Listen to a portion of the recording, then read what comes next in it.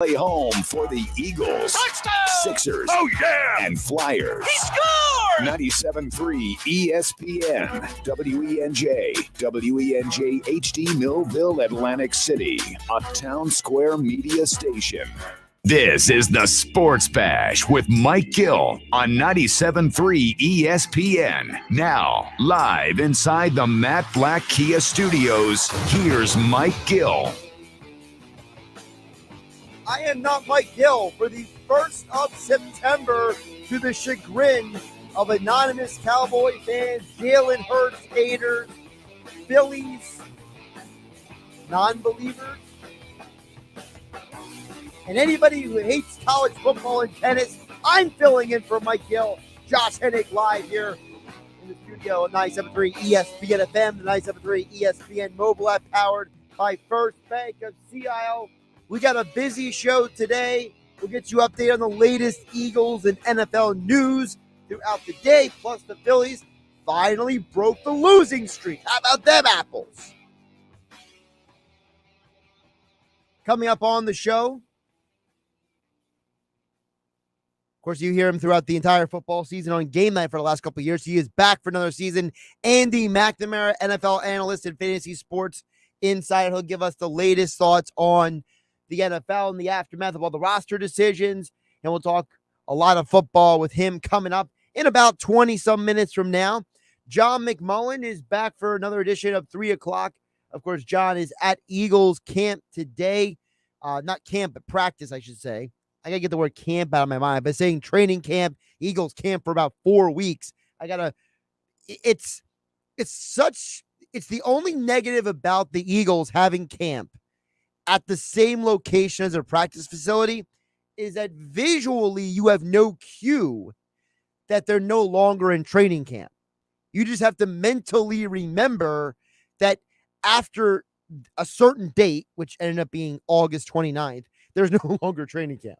So, but John McMullen was there today. We'll get in touch with him about more with the Eagles. Football at 4, powered by the Inside the Birds podcast. Andrew DiCecco is in today, and we'll touch base with him. His thoughts on the first 53-man roster of the season. And then at 5 o'clock, we will check in with Crossing Broads Phillies reporter Bob Wankel.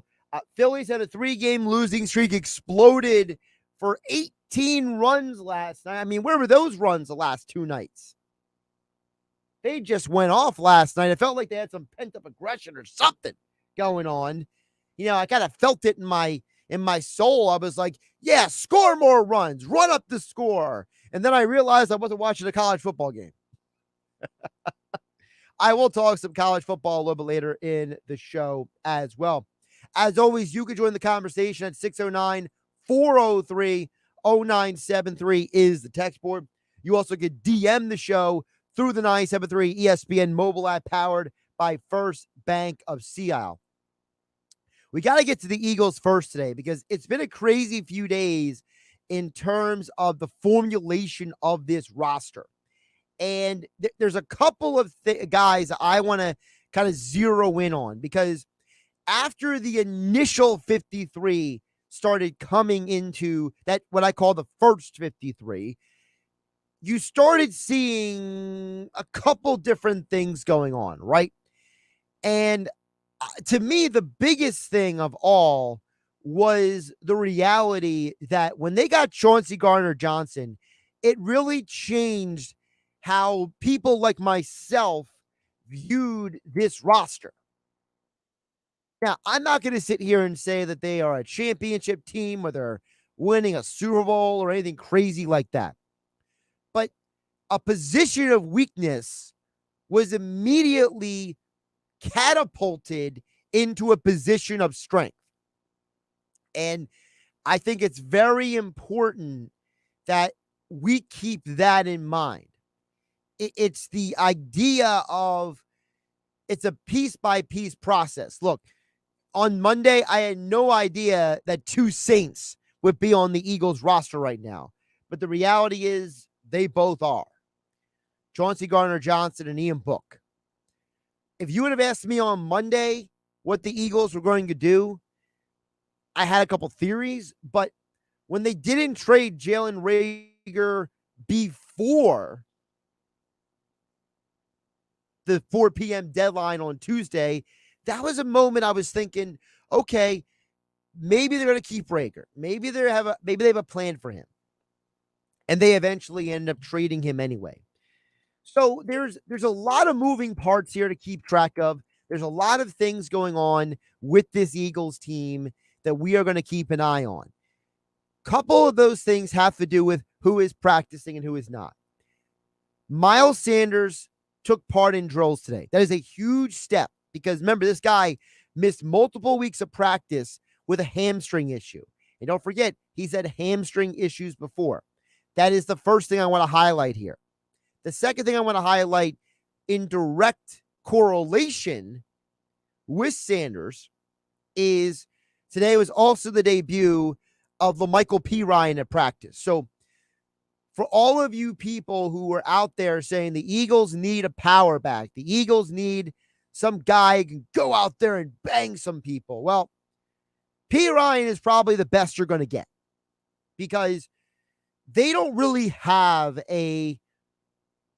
for lack of a better term, a legitimate power back on this roster right now. But they do have Pirine on the practice squad, which means he could be elevated on game day. And with Miles Sanders' injury history, with the questions about Gainwell and pass protection, Pirine, I think, is a very savvy move by the Eagles to pick up. Look, he's not a guy who's had a great career, okay? He was a much better college player than he's been an NFL player. There's no question about that. But what he is he's a 5'11", 220-pound back. He's got a low center of gravity. You might recognize the name Pirine. He is related to Samaje Perine, the former Washington running back. But the difference is that while Samaje Perine is,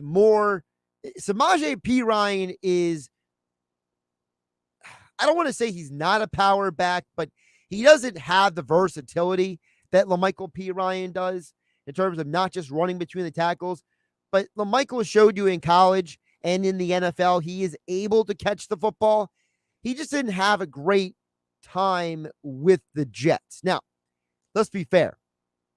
Are we really going to read too much into anyone who plays for the Jets the way they have performed the last couple of years? I mean, that organization is in a hard rebuild, and Joe Douglas is basically done everything he can to try to retool that roster for the last 2 years.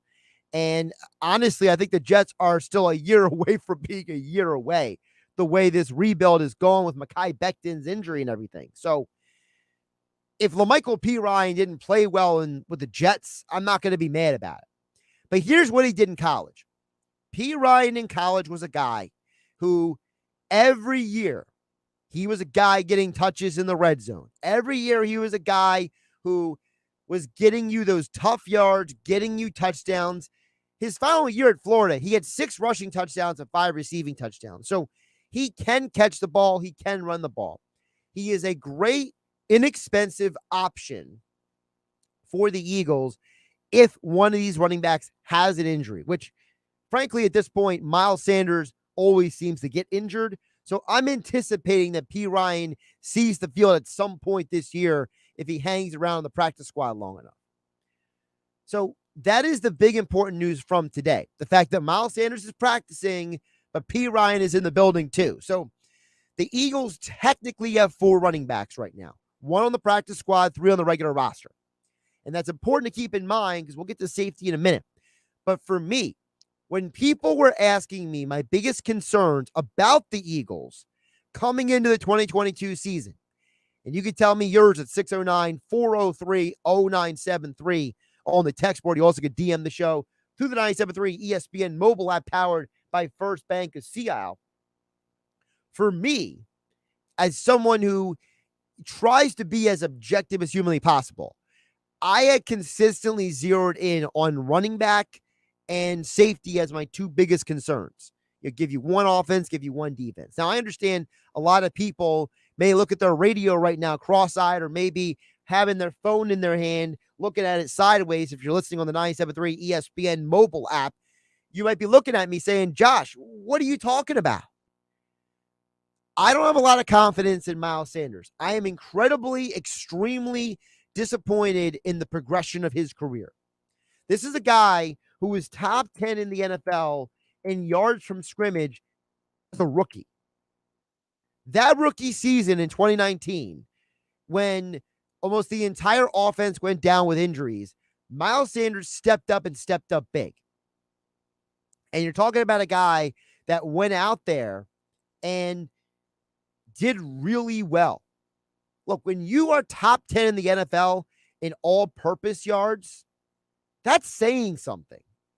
That was a guy that you looked at and you thought, look, he's not Brian Westbrook, but he might be able to do LaShawn McCoy, Brian Westbrook things, but maybe at like a lower tier. Look, the only guys who had more all-purpose yards in 2019 than Miles Sanders were, in order, Christian McCaffrey, Ezekiel Elliott, Nick Chubb, Derrick Henry, Michael Thomas, Leonard Fournette, Dalvin Cook. Those were the 7 guys who were ahead of him.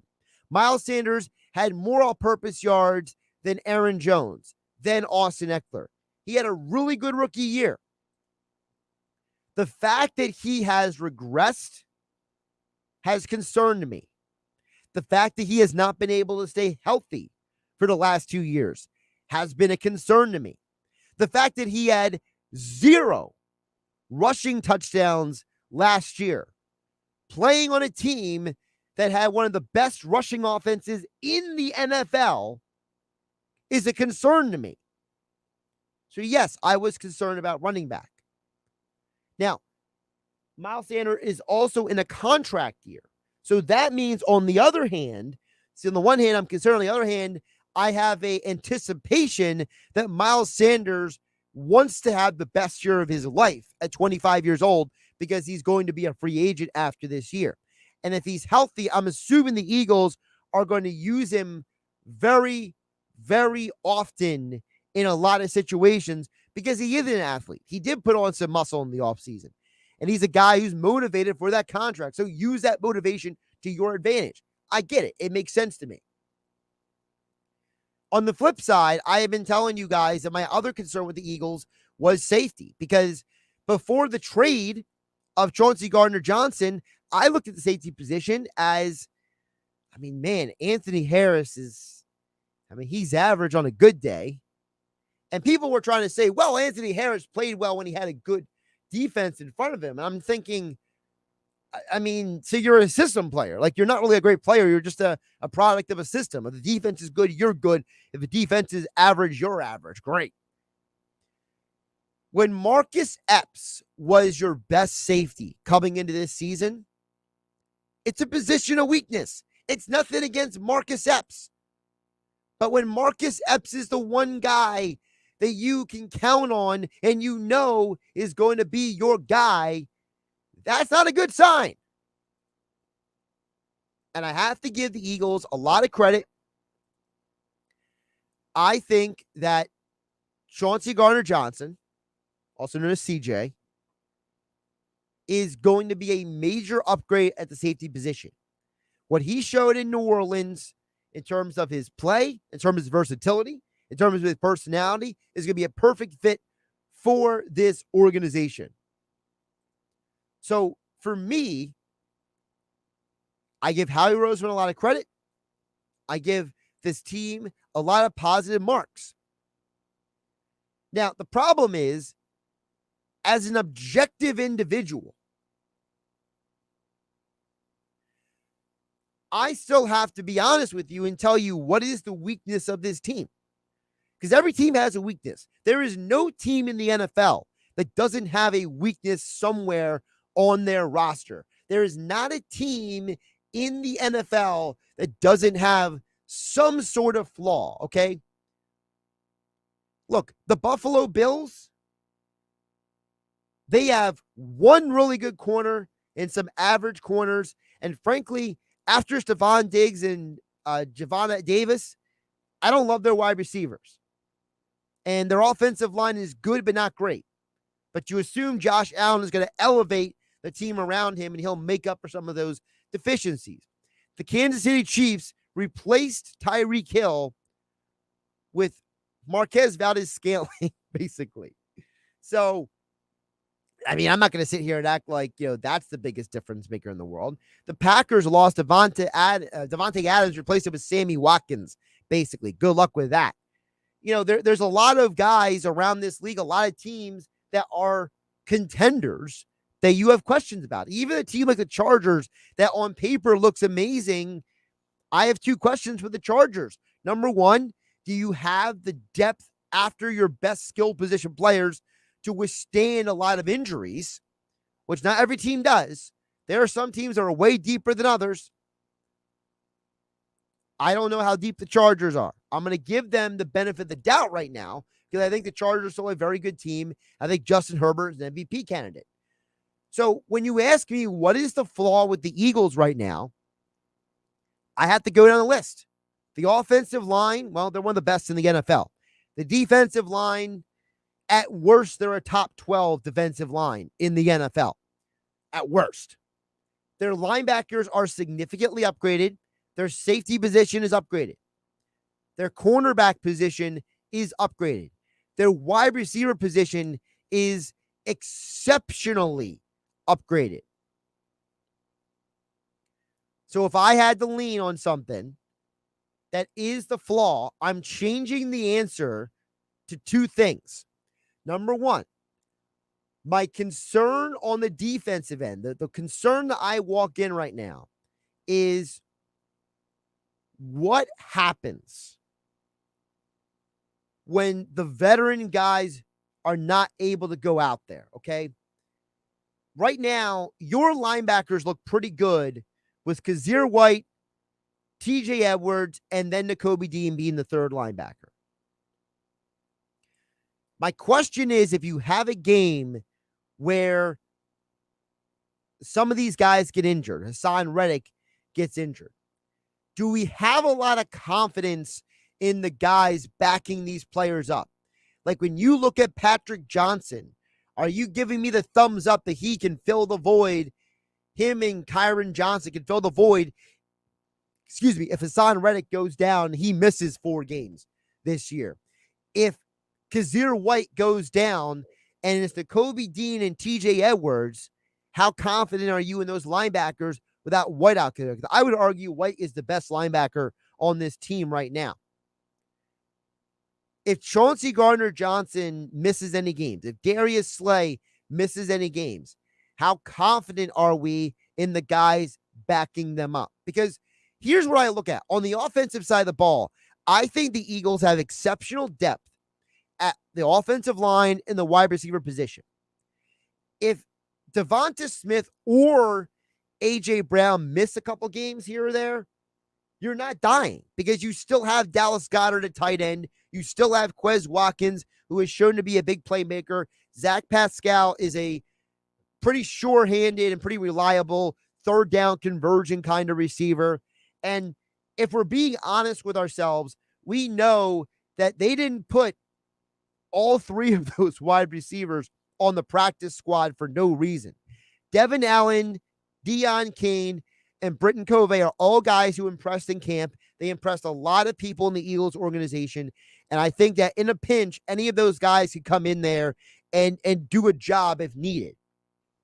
So I think whereas offensive line and wide receiver, I'm at least comfortable if somebody goes down with an injury. I'm not 100% comfortable on the defensive side of the ball. So I would say that for me, in football, you always know injuries are going to happen. So on defense, I do have some depth questions. And then on offense, there's only one question. At this point, if you're telling me that Miles Sanders is going to play, 13 out of 17 games this year, if you're telling me that the majority of the team is going to be healthy out there, the only question left is Jalen Hurts.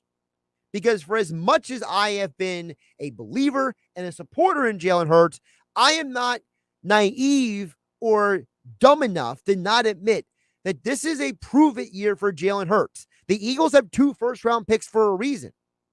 And the Eagles have shored up every single position on this roster. There is not a position on this roster where you look at them and be like, oh man, their wide receivers stink. Oh man, their offensive line can't block anyone. Oh man, their running backs can't catch a football and can't do any yak out there. No, you look at this team and you say, every position, if they're healthy, is a gamer and a baller. And now it only comes down to the quarterback.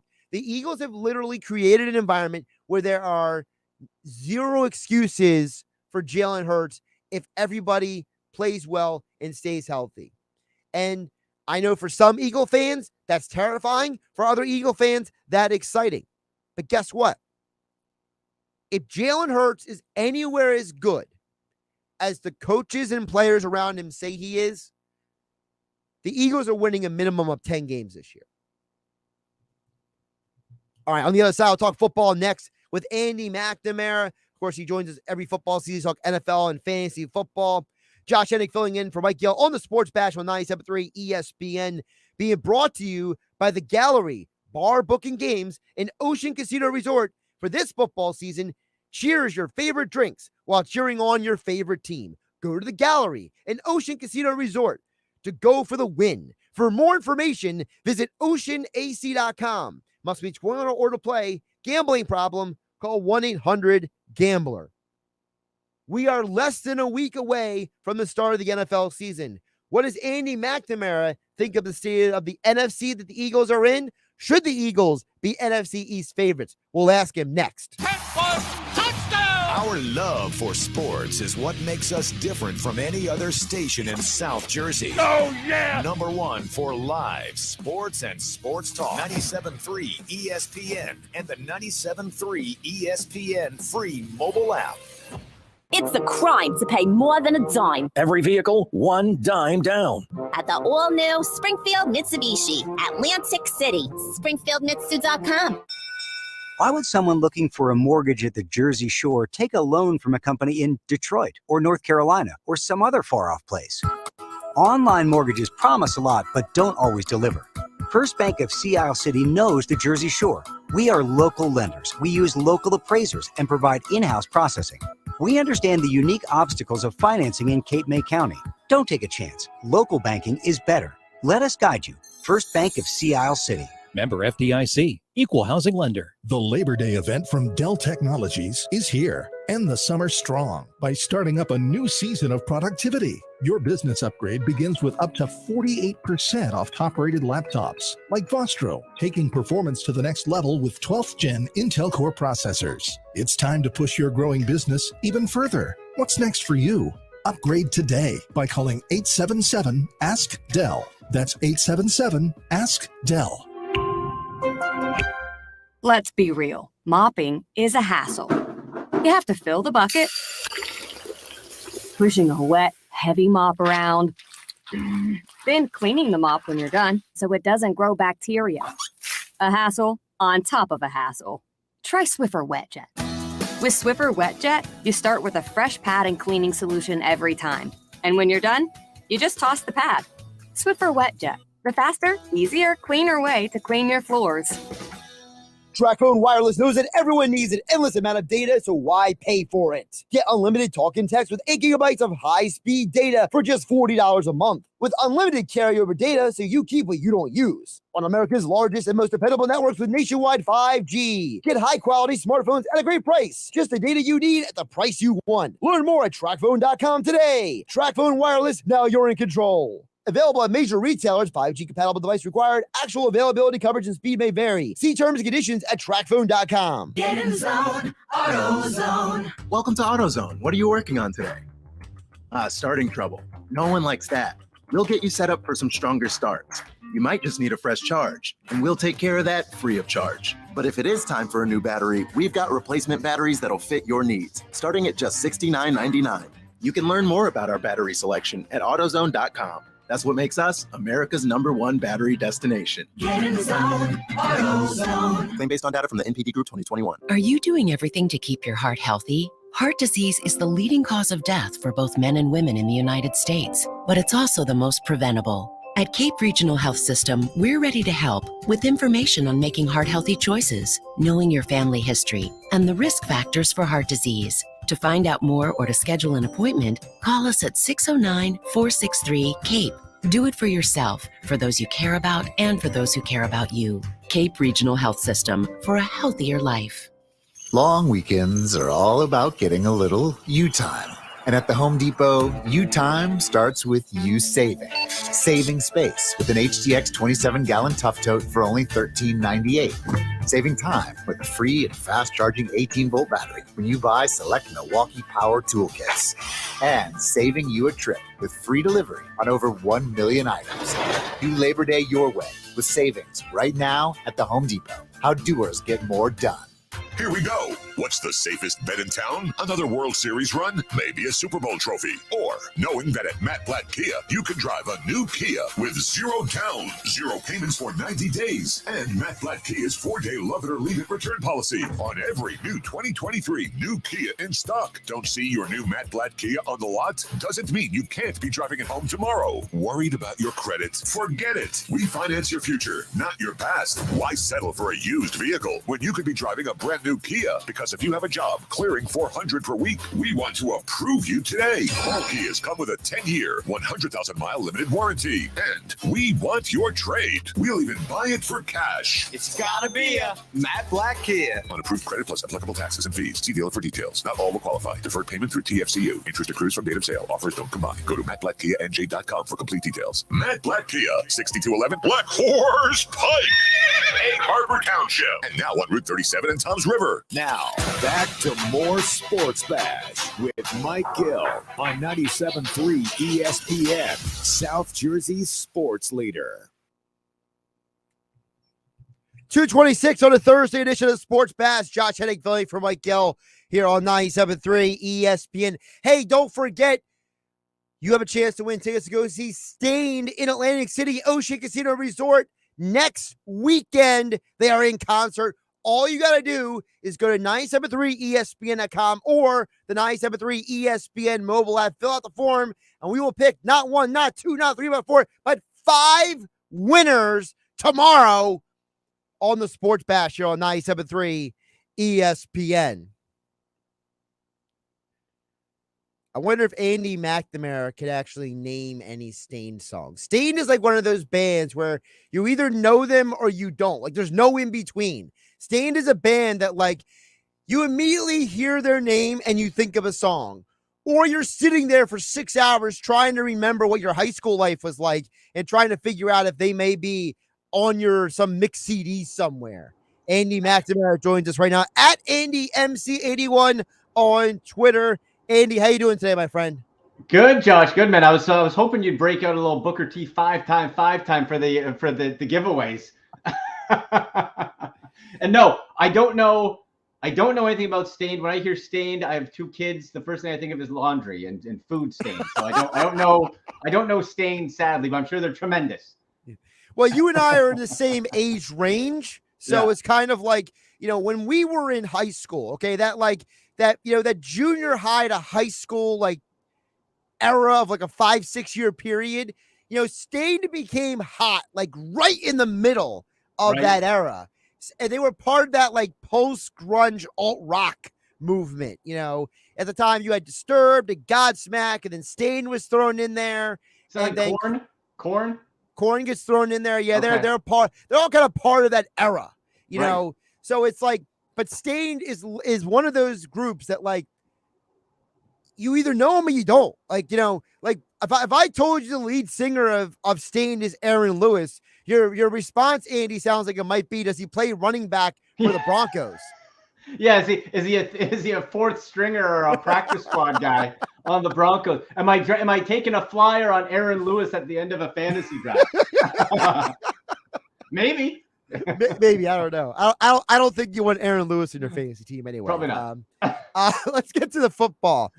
So before you came on, I was kind of laying out for the audience that this has been a very interesting week for the Eagles and the NFC East, because while the Eagles are trading Jalen Reagor away for draft picks and they're trading for Chauncey Gardner-Johnson, and they're basically improving almost every part of the roster that might be a question, to the point where they even signed Michael P. Ryan for the practice squad, just in case, On the flip side, the Cowboys are calling Jason Peters to ask him if he could play left tackle, because apparently the rookie is pretty bad at left tackle. Yeah. And, Dallas is just a dumpster fire right now. Washington is what if city, and the Giants are, I think, a year away from being a year away, honestly. So, I mean, are the Eagles just the prohibitive favorites at this point in the NFC East?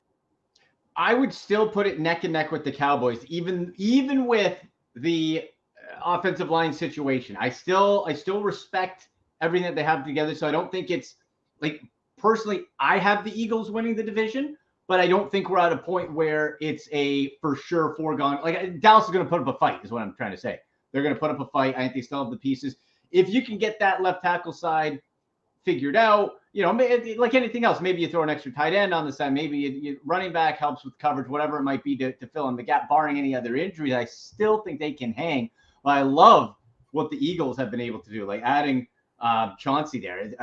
What tremendous! Like you immediately shore up that safety group. I love it, and I think that's just that next little bit for the Eagles. And now, you get rid of Rieger, and now you have more clarity to that wide receiver room. And when you're talking about fantasy football, we love clarity. I love when you can have a pretty clean depth chart, just like we said the other week with Dallas. With Dallas, I know CeeDee Lamb's going to be the top guy. I know Zeke's going to be the top running back. Tony Pollard, I know. And Dalton Schultz. I have a clear view. Now, with the Eagles, you get rid of Rieger. I know it's going to be A.J. Brown. I got Devonta Smith right under him, and I got Dallas Goedert. And Jalen Hurts is a heck of a fantasy quarterback. So now, fantasy-wise, I love that move, because now I have more clarity when I'm doing my draft. You mentioned Dallas being neck and neck, and a lot of people have accused me of being a Dallas hater. And look, I don't hate Dallas. I just hate their head coach. I think their head coach is a buffoon and a loser, and he'll find a way to ruin it somehow or another. Yeah. And I used to say this about Jason Garrett. Now I say about Mike McCarthy. As long as that guy's head coach, that team can't win a Super Bowl. Like, I guarantee you, Sean Payton is worth 2 wins over Mike McCarthy as a head coach. He'll probably be the coach next year in Dallas. But you mentioned about Dallas being there. How much of Dallas being there is how you look at the quarterback, who's a top 10 QB in the league, and how much of it is that the defense is going to come out firing? Yeah, it's sort of like when Mike McCarthy was in Green Bay. They would win in spite of him. Right? Like, it's deemed his tenure in Green Bay, I think, will be looked back on, and at least I look at it, as generally a failure, winning only 1 Super Bowl. You have Aaron Rodgers, you win 1 Super Bowl? Like, that team should have won more than that and done better, but yeah, Mike McCarthy holding you back. I see the same thing. So Dallas is going to be there in spite of their head coach and the buffoonery that he is. And it's a case where, if I was thinking about this today, Josh, you have to look at Dallas's window to win as right now, and it's shrinking a bit. This is the last year of guaranteed money for Ezekiel Elliott. So all the Tony Pollard lovers out there, that's fine, but your team's a lot better with Zeke Elliott on it than without it. You also don't have Amari Cooper. You have CeeDee Lamb, who's right there. Okay, Michael Gallup, what is he? How are you got this offensive line we talked about getting banged up? The window is right now, and I don't know if Mike McCarthy, actually I do know, I'm pretty confident he's not going to be the guy to get you there, but that defense is going to hold him in. The offense, you have the pieces to do it. And it's just to see how far they can go and not have McCarthy screw it up somehow. From a fantasy perspective, how much does the Dallas offensive line issues concern you? Like, does that dock anything for you? Like, do you maybe look at Zeke or CeeDee Lamb or Dak or Pollard any differently, knowing that they don't have 3 of their 5 starters from last year? Their left tackle might be at minimum done for 12 weeks, if not the year, and that they're calling 40-year-old Jason Peters to potentially save them. You know what? It doesn't that much. Is it something I want to track, keep an eye on? Yes. But I believe, like, let's start with the running back. So if we were just talking about Zeke Elliott and he was a guy who was just running in between the tackles and that's all he could do, I'd be very concerned. But we know Zeke can catch. We know he can be dynamic. I think healthy, he's going to be much better this year. And again, that Follow the money, folks. Last year of guaranteed money. Zeke wants that cash. So if he wants to get that beyond this year, he's going to have to ball out, and I think he will, being healthy despite the offensive line. Now, you get dinged up again, maybe we have a different conversation. I don't think it necessarily affects CeeDee Lamb that much. You have the other thing, too, you have continuity.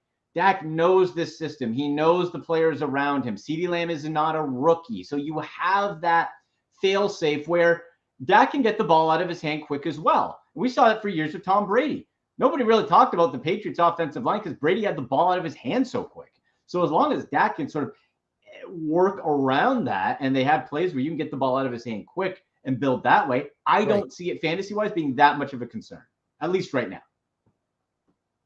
Andy McNamara is joining us here on Sports Bash. Josh Hennig filling in for Mike Gill here on 97.3 ESPN FM and the 97.3 ESPN mobile app powered by First Bank. See how you can follow Andy on Twitter at AndyMC81. Check out all he's doing over there as the head of UFF Sports. Of course, he's the National Fantasy Sports Insider, and he's our NFL guy each week here when I'm on game night, which is not tonight. We'll be back next week here on 97.3 ESPN.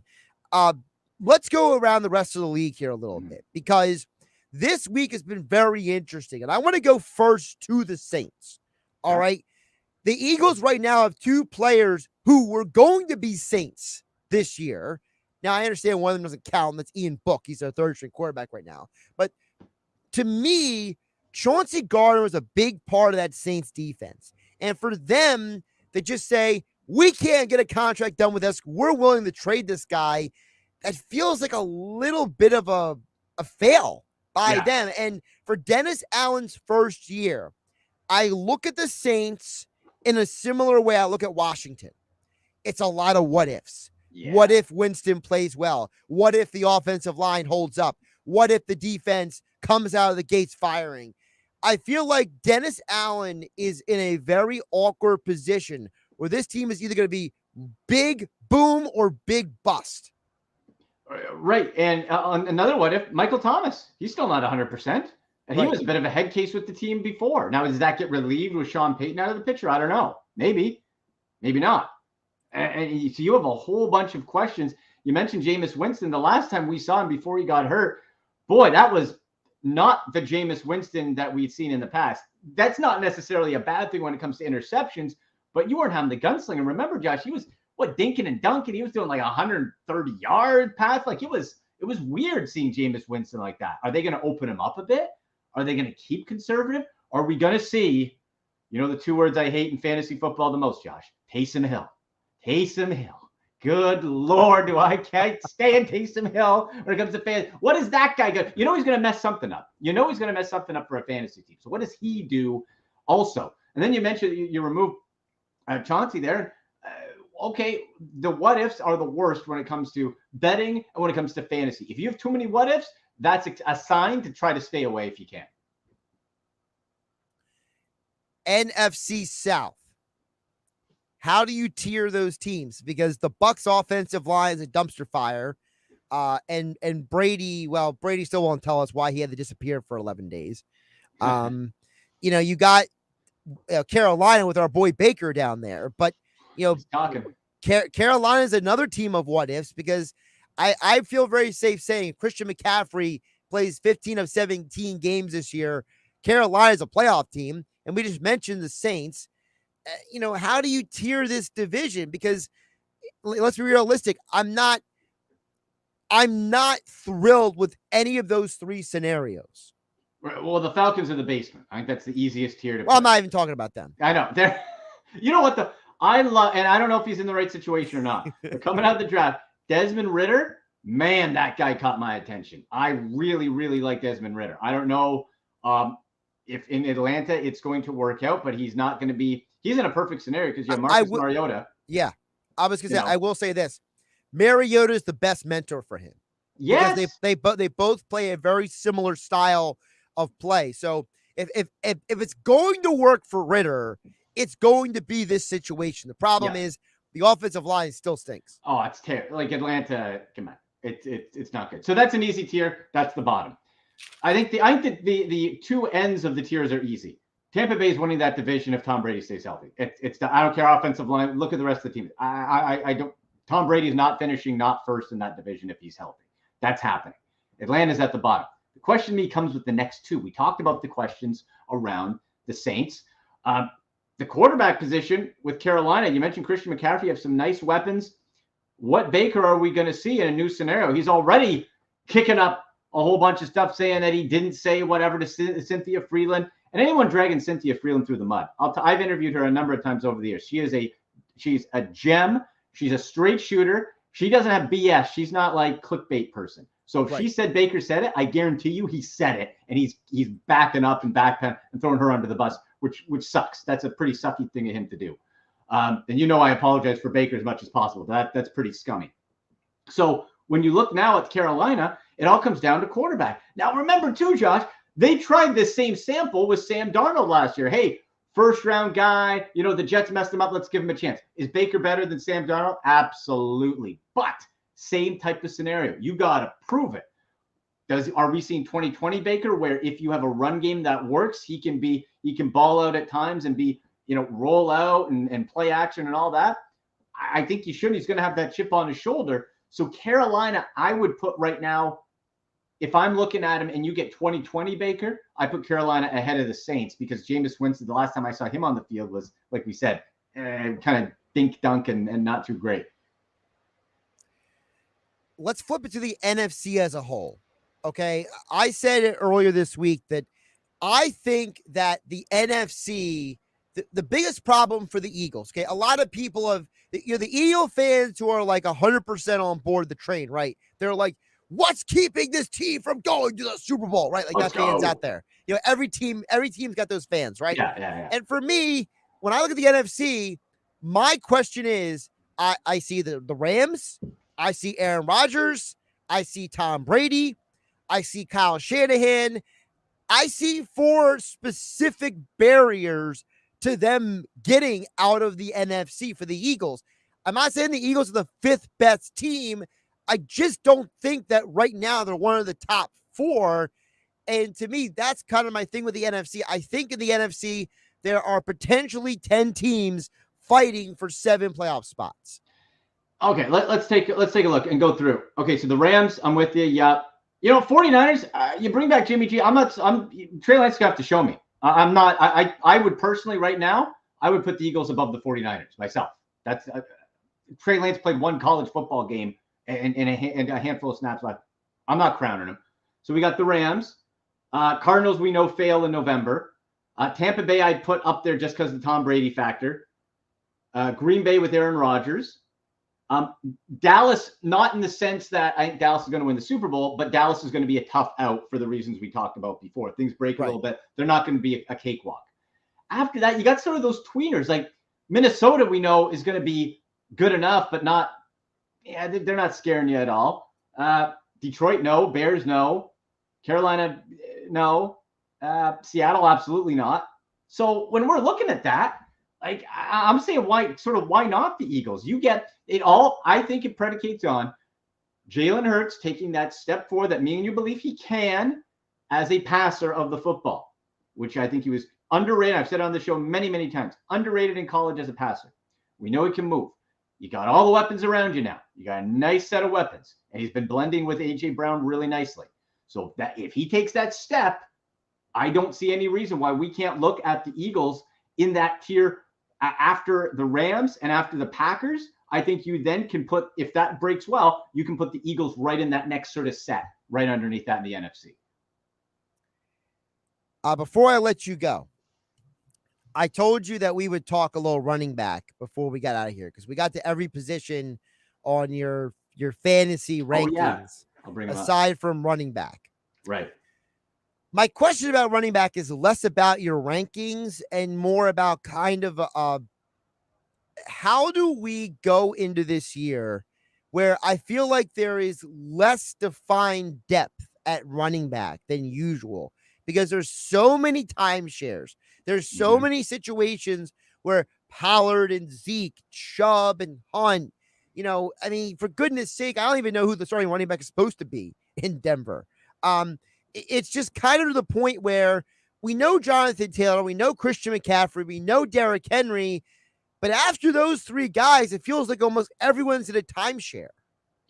I'd include Austin Eckler in that group as well, especially PPR as a passer. And I don't think he gets the credit he deserves as an actual rusher, like as an actual running, carrying the football.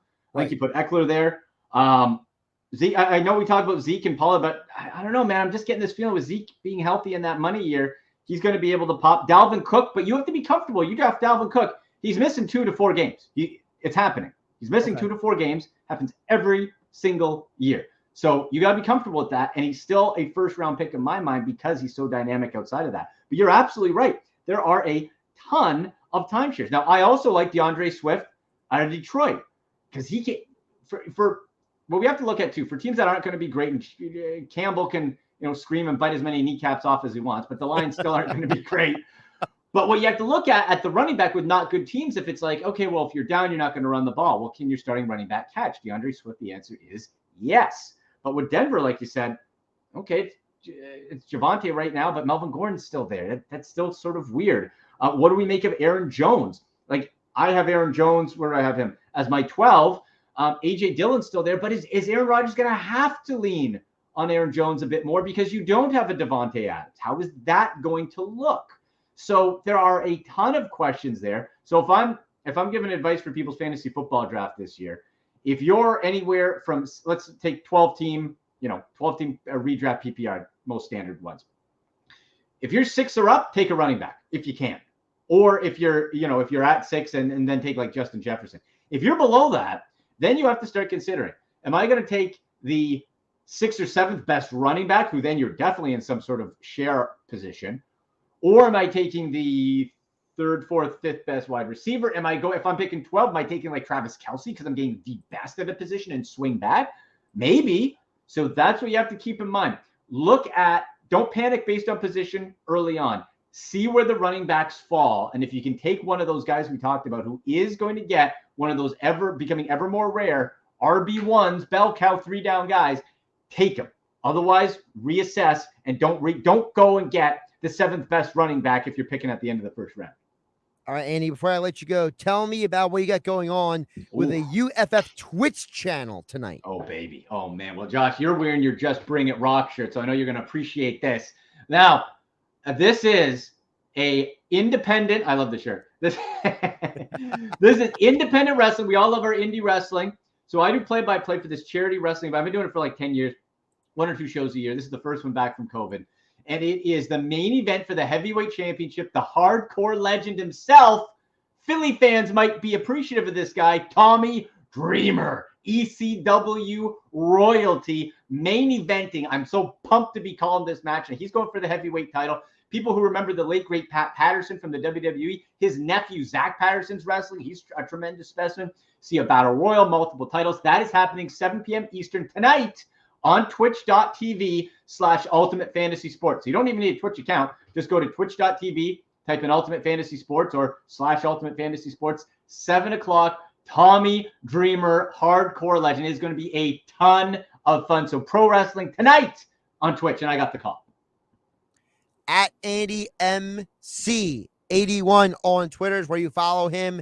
And we will talk to Andy each week on Fridays on game night as we get you ready for the football weekend each week on 97.3 ESPN. Andy, have a good one, my friend. All right, buddy. Can't wait. Talk to you guys later.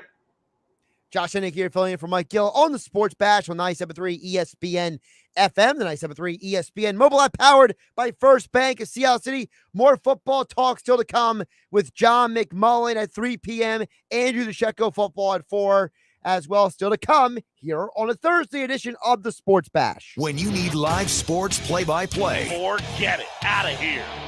Reese Hoskins will touch them all over that right center field wall. And the best sports talk in South Jersey. There's only one place to go. 97.3 ESPN. Want to hear a jingle? Yeah, neither do we. This commercial break is brought to you jingle-free by NJM Insurance.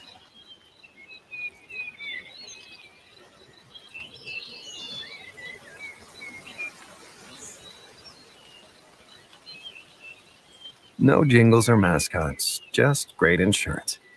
Visit njm.com to see if you could save up to 25% on your auto insurance. By now, you know that sound. It's the sound of the Home Depot. But what about those sounds? Those are the sounds of a new laundry set with the latest technology for faster, more efficient cleaning and drying so you can get back to the sounds of fall. Making this the sound of savings on top brand appliances. The Home Depot. How doers get more done. Get up to 30% off select appliances right now. All finishes included. Offer valid August 25th through September 14th. See store or online for details.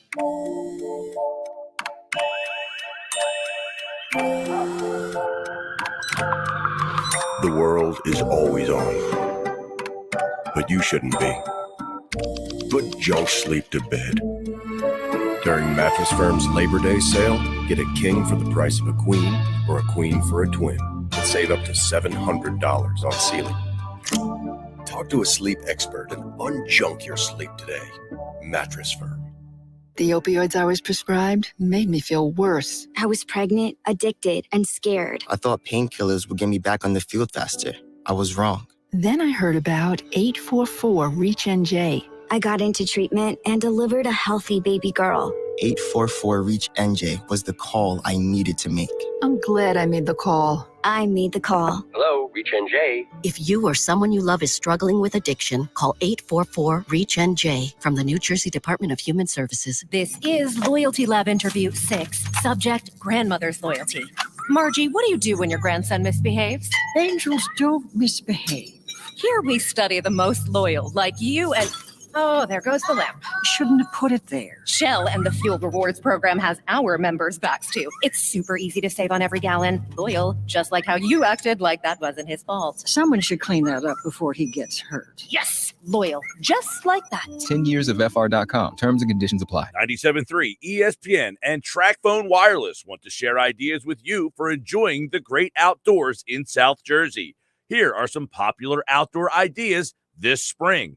How about taking a walk on the Ocean City, Atlantic City, or Wildwood boardwalks? Or check out the perfect place to watch a sunset. How about the Point in Longport or the Cove in Brigantine? Brought to you by TracFone Wireless. Now you're in control. Go to get your game on at the Gallery Bar Booking Games in Ocean Casino Resort this football season. Cheers your favorite drinks while cheering on your favorite team. Get in on the parlay while in the middle of a party. Go for the sports scene and go for the endless screens. Go to the gallery. Go to Ocean. Go for the win. For more information, visit theoceanac.com. Must be 21 or older to wager or consume alcohol. Gambling problem? Call 1-800-GAMBLER.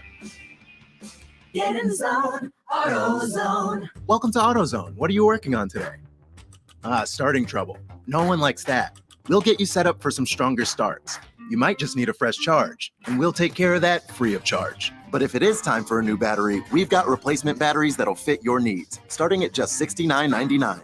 You can learn more about our battery selection at AutoZone.com. That's what makes us America's #1 battery destination. Get in the zone, AutoZone. Claim based on data from the NPD Group 2021. Explore Banana Republic Factory now and enjoy 50% off everything from heritage classics to new arrivals for the season. Discover essential styles from $24.99. Find your nearest store or shop online only at Banana Republic Factory. Here we go. What's the safest bet in town? Another World Series run? Maybe a Super Bowl trophy. Or knowing that at Matt Blatt Kia, you can drive a new Kia with 0 down, 0 payments for 90 days, and Matt Blatt Kia's 4-day love it or leave it return policy on every new 2023 new Kia in stock. Don't see your new Matt Blatt Kia on the lot? Doesn't mean you can't be driving it home tomorrow. Worried about your credit? Forget it. We finance your future, not your past. Why settle for a used vehicle when you could be driving a brand new Kia? Because if you have a job clearing $400 per week, we want to approve you today. All Kias come with a 10-year, 100,000-mile limited warranty, and we want your trade. We'll even buy it for cash. It's gotta be a Matt Blatt Kia. On approved credit plus applicable taxes and fees. See dealer for details. Not all will qualify. Deferred payment through TFCU. Interest accrues from date of sale. Offers don't combine. Go to MattBlattKiaNJ.com for complete details. Matt Blatt Kia, 6211 Black Horse Pike, Egg Harbor Township, and now on Route 37 in Toms River. Now, back to the Sports Bash on 97.3 ESPN. Josh Hennig filling in for Mike Gill, wrapping up the 2 o'clock hour. Don't forget, still to come, We got John McMullen, JAKIB Media NFL insider and Eagles beat reporter with the latest updates from the NovaCare Center for Eagles practice today. Miles Sanders back on the field. Jason Kelsey practicing this week. How healthy and 100% will the Eagles be on week one? We'll get into all that more with John coming up. Also, football at 4, Andrew DiCecco, his perspective on the first 53-man roster of the season. And, of course, Bob Wankel at 5 p.m. to talk Phillies, still to come on the Sports Bash here on 97.3 ESPN. Of course, I also want to remind everybody that, this week is the opening week of the college football season. We've got you covered all week on 97.3 ESPN. Don't worry, I'll give you some football picks a little bit later in the show, but I want to remind you right now, Penn State, Purdue tonight. Coverage begins at 7:30 on 97.3 ESPN. On Saturday, we got a college football doubleheader at 3 p.m. Coverage of Oregon versus Georgia, followed by Notre Dame versus Ohio State. Sunday night college football, Florida State versus LSU. And then Monday night college football, you have Clemson versus Georgia Tech. So we got all your college football this weekend to get you ready for the NFL season, which starts less than a week from today. Beautiful time of year. I know summer's over, but I'm a huge football fan. I'm so happy the football season is here. College football on ESPN Radio. You and we are built for this. Georgia has won the national championship. Defending national champion Georgia jumps right into the fire in a Week 1 showdown against Bo Nix and their Oregon Ducks. Coverage begins Saturday at 3:30 Eastern. Listen every Saturday for the nation's top college football action on 97.3 ESPN, South Jersey's football station. We get it. You're not going to work just anywhere. You're smart, you're ambitious, and you want to help others. You want a place where you can thrive, feel fulfilled, and have an opportunity for growth, all while making an incredible living. Right now is the perfect time to join the team at Town Square Media as a marketing consultant. Join one of the fastest growing digital companies in America where you get to help build client solutions with real local influencers and sell brands like TikTok, Facebook, and YouTube. If this sounds exciting to you, let's have a conversation. Our comp package is amazing with unlimited earning potential, including base salary, mobile phone, auto expense, 401k match, trip incentives, and more. If you're competitive, driven, and have the ability to communicate great ideas, we'd love to hear from you. With digital advertising expected to double over the next 3 years, the timing could not be better. Reach out to Mike Rubel, Market President, at 609-910-5249 or visit careers.townsquaremedia.com. Town Square Media is an equal opportunity employer. Get in zone, AutoZone. Welcome to AutoZone. What are you working on today? Thinking about gas mileage. An oil change with quality oil like Castrol Edge Full Synthetic can help your engine get more out of every tank. Right now, you can get 5 quarts with an STP Extended Life oil filter for only $37.99. Get what you need for better fuel efficiency at any of our 6,200 stores or on AutoZone.com. Get in zone, AutoZone. Restrictions apply. Welcome to America, a land of junk sleep, where it's bedtime, but you're double booked. Here, there's always one more deadline to meet, episode to watch, or meme to share. The world may not want you to sleep, but we do. Only the sleep experts at Mattress Firm can help you find the right bed at the right price. Unjunk your sleep. In-store or online at mattressfirm.com today. Are you in excruciating pain brought on by your son, daughter, or spouse suffering from addiction? You are not alone. If you call Recovery Centers of America today at 1-888-RECOVERY, your whole family can begin to recover. At Recovery Centers of America at Lighthouse and Devon, your loved one will be treated with care by expert addiction professionals, while family programming will give you support and healing so that you can recover as well. RCA accepts insurance, provides transportation, and offers intervention services. Call 1-888-RECOVERY now. By now, you know that sound. It's the sound of the Home Depot. But what about those sounds? Those are the sounds of a new laundry set with the latest technology for faster, more efficient cleaning and drying so you can get back to the sounds of fall. Making this the sound of savings on top brand appliances. The Home Depot. How doers get more done. Get up to 30% off select appliances right now. All finishes included. Offer valid August 25th through September 14th. See store or online for details. Love and Light Wellness Spa. How can I help you today? Hi there. I'd like to make an appointment for next week. Excellent. Does Tuesday 9 a.m. work? Ooh, mornings are when I go to Taco Bell to get my bacon breakfast quesadilla. Okay. Yeah, I really don't like missing out on those fluffy eggs and crispy bacon covered in melty cheeses. Oh, I understand. Let's see what I have in the afternoon. Namaste. Try the bacon breakfast quesadilla, only at Taco Bell. The limited participating U.S. Taco Bell locations near you during breakfast hours only, 7 a.m. to 11 a.m. Contact local store for hours of participation, which vary. New Jersey car owners, with interest rates rising, the current value of your trade is about to plummet. So drive directly to Matt Blatt Nissan because AJ the Trade Man needs your trade. Oh yeah, it's on at Matt Blatt Nissan.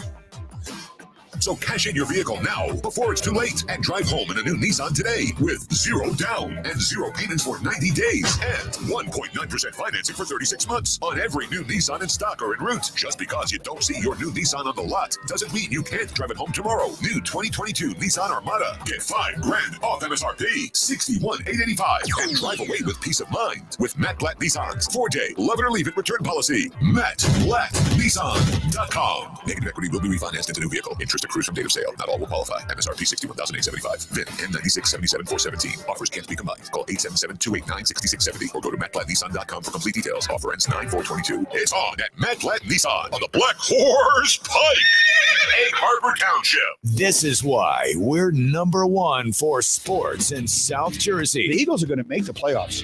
They play the second easiest schedule. And oh, by the way, Jalen Hurts is good. 97.3 ESPN, WENJ, WENJ HD, Millville, Atlantic City, a town square media station serving all of South Jersey. This is the Sports Bash with Mike Gill on 97.3 ESPN. Now, live inside the Matt Blatt Kia Studios, here's Mike Gill. 3 o'clock hour, the Sports Bash. Josh Hennig filling in for Mike Gill. The first day of September, which means we are also less than a week away from the start of the NFL season. Next Thursday night, of course, you can hear all the Thursday football games here on 97.3 ESPN. We are your home for NFL primetime games and Eagles football. And to talk more Eagles football right now as the Eagles are at practice and we're seeing some good news out there on the field. Miles Sanders on the field today. Jason Kelce at practice this week. So things are looking healthy for the Eagles. What does that mean in the aftermath of all of the changes to the roster that we've seen the last few days?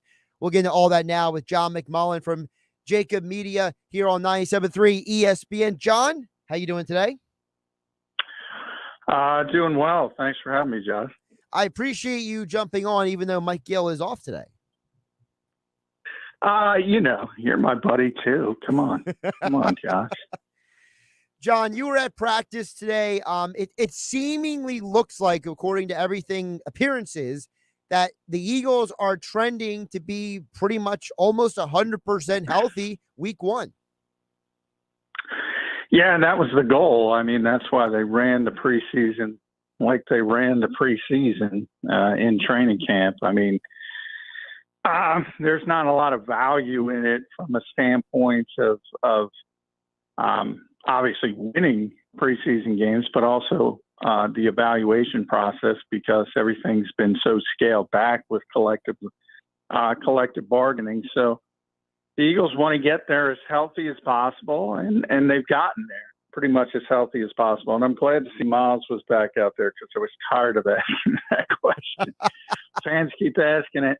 I said, he's going to be there. He's going to be there. He's going to be there. The Eagles were just being precautious, and he was out there today. So it was a good sign. John, I was saying in the last hour, so I'll bring the conversation around to you right now. And that is, before this week, if people would have asked me what are my biggest concerns, one of them was safety. And this week, the Eagles got a major upgrade at safety. So heading into this season, what are, if any, weaknesses on this roster? Well, that's still one of them. I mean, they didn't even acquire a safety. They acquired a nickel corner that they're going to move to safety. So I think that's one of those things where I don't know, for whatever reason, people are really excited by it, whether they recognize the name. But, I'm tempering my enthusiasm at least a little bit because they got 10 days to prepare. And not only is C.J. Gardner-Johnson have to learn a new system, he's going to learn a new position while he's learning a new system. Now, everyone talks about his football IQ. He played a little bit of safety at Florida. But bottom line is he's played 80 reps as a safety in the NFL. So, I mean, they got better from an age and from a trait standpoint. They got more athletic. They got more speed on the defense, which is all good, but it might take a while to get there. I did ask Nick Sirianni today, is he going to be able to get up to speed in 10 days? And basically Nick said we paid Jonathan Gannon, Denard Wilson, the secondary coach, a lot of money to get him ready. So that's an indication to me he's going to be the starting safety week one. I don't know. What can you expect? It's going to be interesting to see, though. So what is a fair expectation then for him? You're talking about a guy who you said is not a pure safety. Obviously Anthony Harris was average to below average last year. Most people looked at the Eagles safety saying Marcus Epps was the best safety, and no offense to Marcus, but I don't think that's anything to get excited about. So what is a realistic expectation for this safety position? Well, I do think it's still probably the weakest position on the team from a starter standpoint, because as you mentioned, I think we all have high hopes for Marcus Epps, but you have to prove it first. If I were the Eagles, I probably would have kept Anthony Harris. They're trying to save a little bit of money because remember, if you're a vested veteran like Anthony, and if you're on the week one roster, your entire salary is guaranteed. But I got to tell you, Josh, I mean, they signed him to a $2.5 million contract. They already gave him $1 million of that on the signing bonus. So we're talking about $1.5 million to maybe bring him back in week two, just so you can cut him in week 8 and not have to pay the entire salary. I think that's a little bit of, maybe penny wise and dollar foolish. It would be nice to have that insurance policy. You're right. He's just an average player, but he knows how to play. He knows how to line up. He's not going to blow coverages, things like that. Be nice to have against Detroit. The Eagles went another direction. I don't necessarily agree with that sort of strategic plan. Long term, it's not going to be an issue. Chauncey, I think, is going to be fine. But again, I go 10 days. I mean, how much can he learn in 10 days? And if he can learn the whole defense in 10 days, what the heck happened to Jaquiski Tartt?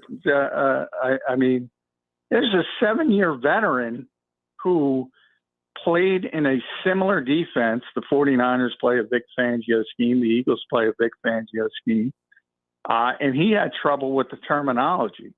That's a 7-year veteran safety. You're asking a nickel corner to learn it in 10 days. John, if I can just play a little devil's advocate, because I know the audience is probably thinking this a little bit, so I want to have you explain it. Because you mentioned Tartt. How much do you think Jaquiski Tartt not being here may be in part because he missed all that time for personal reasons? Like, did he really miss that much time? Like, did he really fall that far behind? Or was he just kind of, I don't know, just not up to their expectations? Like, why do you think ultimately he's not here?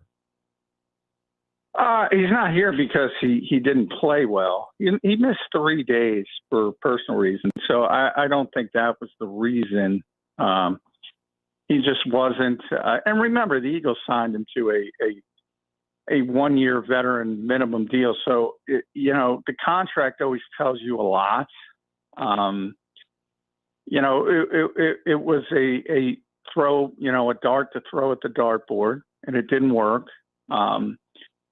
in a lot of ways, he and Anthony were in the same boat in the fact that you could have seen them being starters on this team because they lack really proven commodities at safety.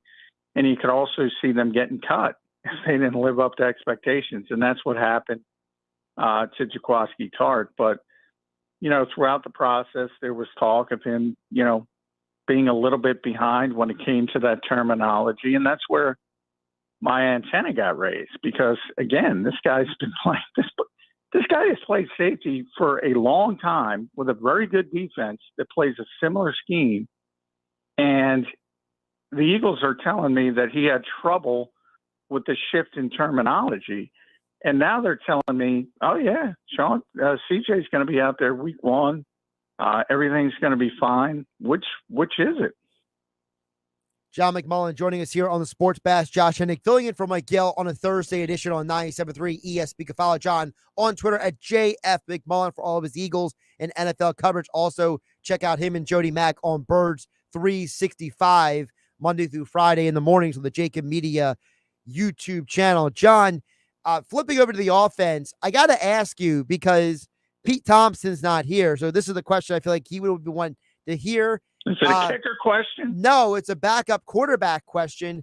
Why did the Eagles claim Ian Book? Are they trying to be a quarterback factory with him and Reed Sinnett in the building?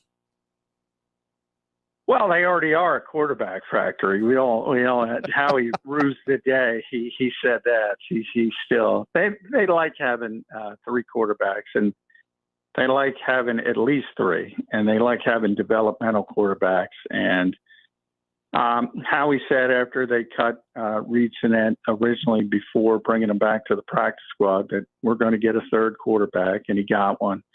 They tried to claim Kellen Mond, but Cleveland was ahead of them on the waiver wire and got him. So then they went to Ian Book. And Nick talked about it a little bit today.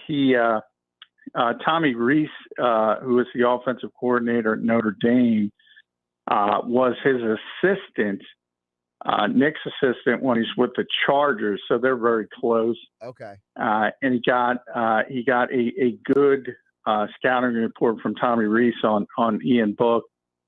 I don't know. I don't see great upside there. He's small. I don't see great physical traits. I'm not a big Munn fan either, but at least he has those physical traits. I could have that. I would have went, to be honest, and Nick said this in Miami.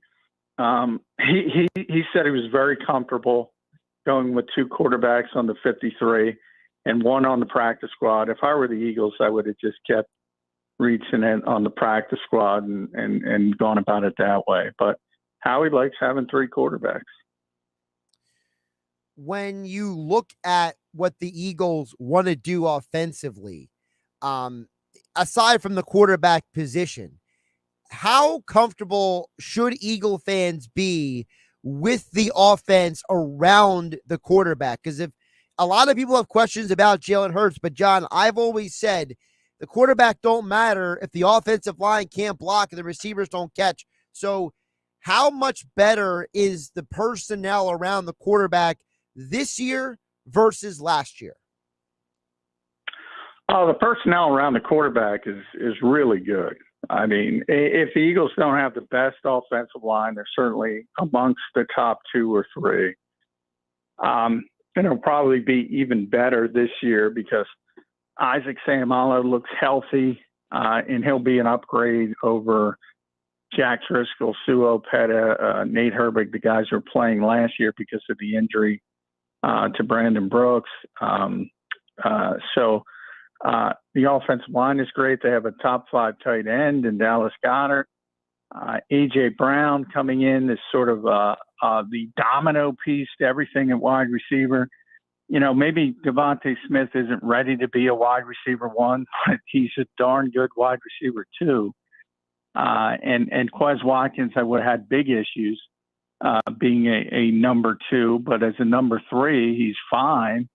So that acquisition was huge. And, Miles Sanders is a good player. So I've been on, Eagles fans really overrated him after his rookie season. Right. And now they really underrate him. And now they've seen to put him in the rearview mirror.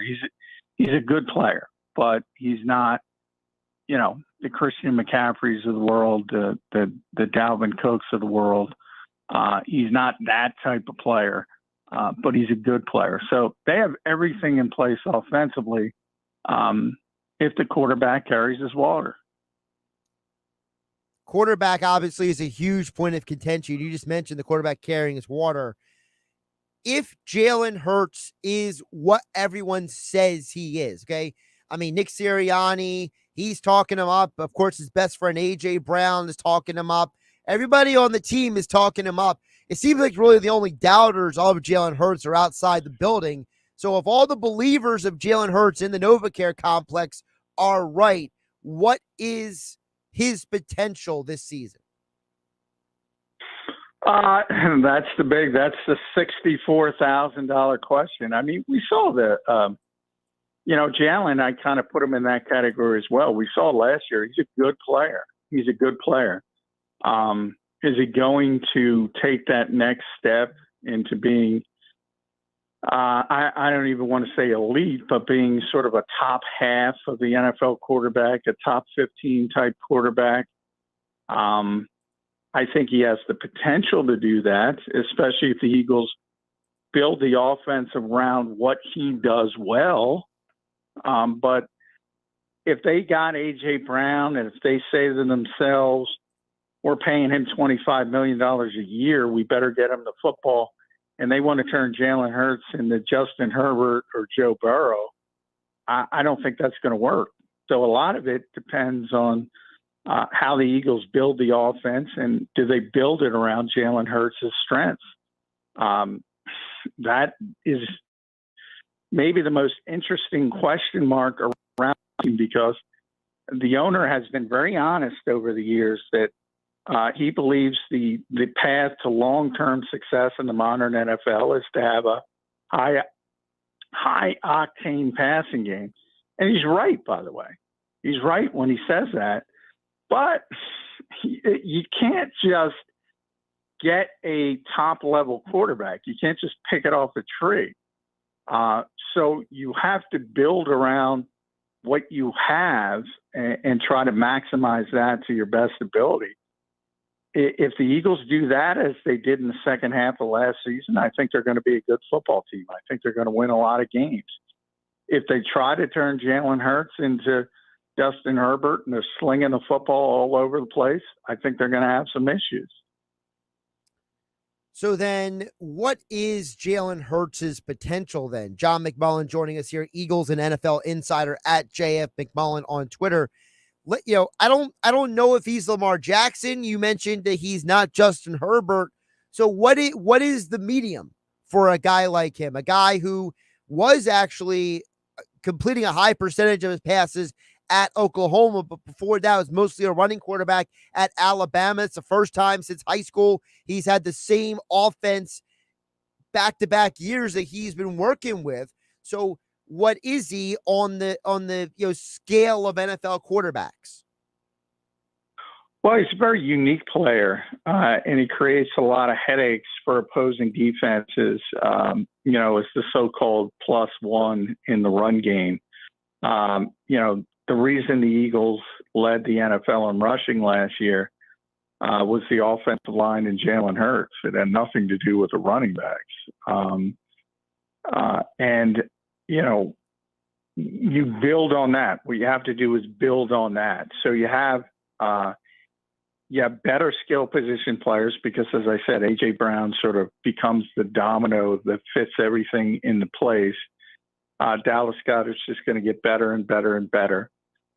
So in theory, when you do throw the football, those guys are going to help them make more plays. So I think there's a lot of room for improvement. The bigger question long term, and you saw it again today with Russell Wilson getting his extension, to do business at that position on a second contract,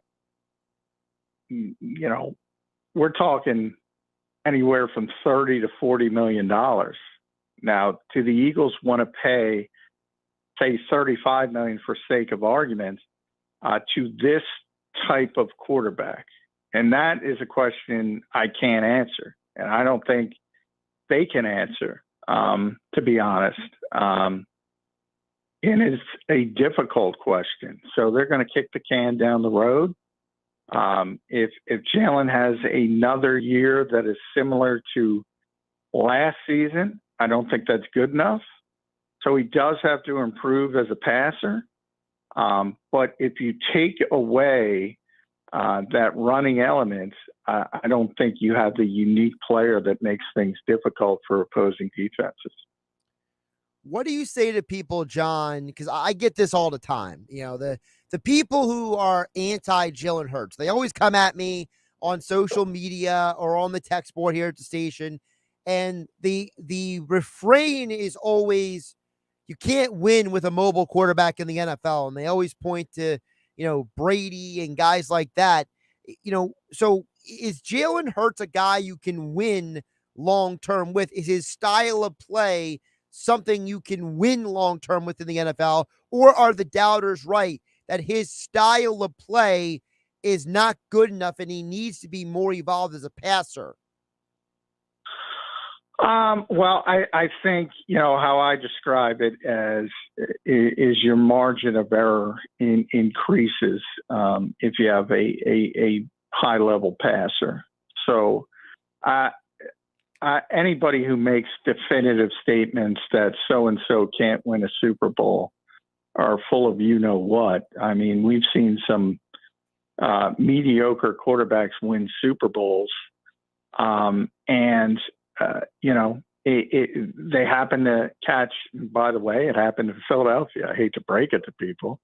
You won a Super Bowl with a mediocre quarterback because all the stars aligned and Nick Foles got hot at the right time.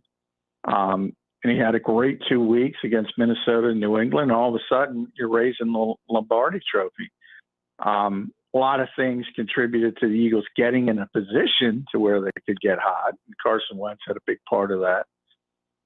But over the years, you've seen lesser quarterbacks win Super Bowl championships. So whenever I hear somebody say, Lamar Jackson can't win a Super Bowl, yes, he can. He hasn't won one yet. You know, he's been an MVP of this league. And if he gets hot at the right time, of course he can win the Super Bowl. Steve Young was a tremendously mobile quarterback. So it's not even true. Now, the part that is a legitimate issue is longevity, because if you play a certain style, you're more susceptible to injury, and you're probably not going to play to 45 like Tom Brady. Let's be honest. Right. So that plays into it as well. But, you know, the best quarterback, and I say this all the time, and you probably heard me say this, Josh, and I'm not saying he's the greatest quarterback of all time because championships come into that longevity. But the guy who has played the position at a higher level than anybody else when he's playing at his top level is Aaron Rodgers, and he's won one. And it's not easy to win Super Bowls, and it's not just the quarterback. A lot of things have to fall into place. But what somebody like Aaron Rodgers does, and this is what I call, if you go back to Brett Favre as well, I call Green Bay the most spoiled fan base in sports, because they've had Hall of Fame quarterback play for 30 years uninterrupted. They don't know how the other half lives. Right. But it increases your margin of error. So every week, Green Bay fans go into a game, whether they're favored or not. They go into a game, rightfully so, thinking we're going to win this game. We're going to win this game because we have Aaron Rodgers. And their margin of error is larger than other teams because they have Aaron Rodgers. But that doesn't mean you can't win. Right. Teams have won with a smaller margin of error. John, I always point out to, especially to, the people who are under 30, that Dan Marino is one of the greatest quarterbacks I ever saw play. The guy has 0 Super Bowl rings. I'm not going to sit here and say that he's a bum just because he didn't win a championship ring. And I'm also not, in the same sentence, going to act like Doug Williams is better than him because he's got a Super Bowl ring. Yeah, it makes no sense. I mean, Peyton Manning is probably the best regular season quarterback of all time. He's got 2 Super Bowl championships, one at the end of his career when he was a bad quarterback, to be honest. And his brother has 2, and they shouldn't be the same species of quarterback. I mean, one is so much better than the other.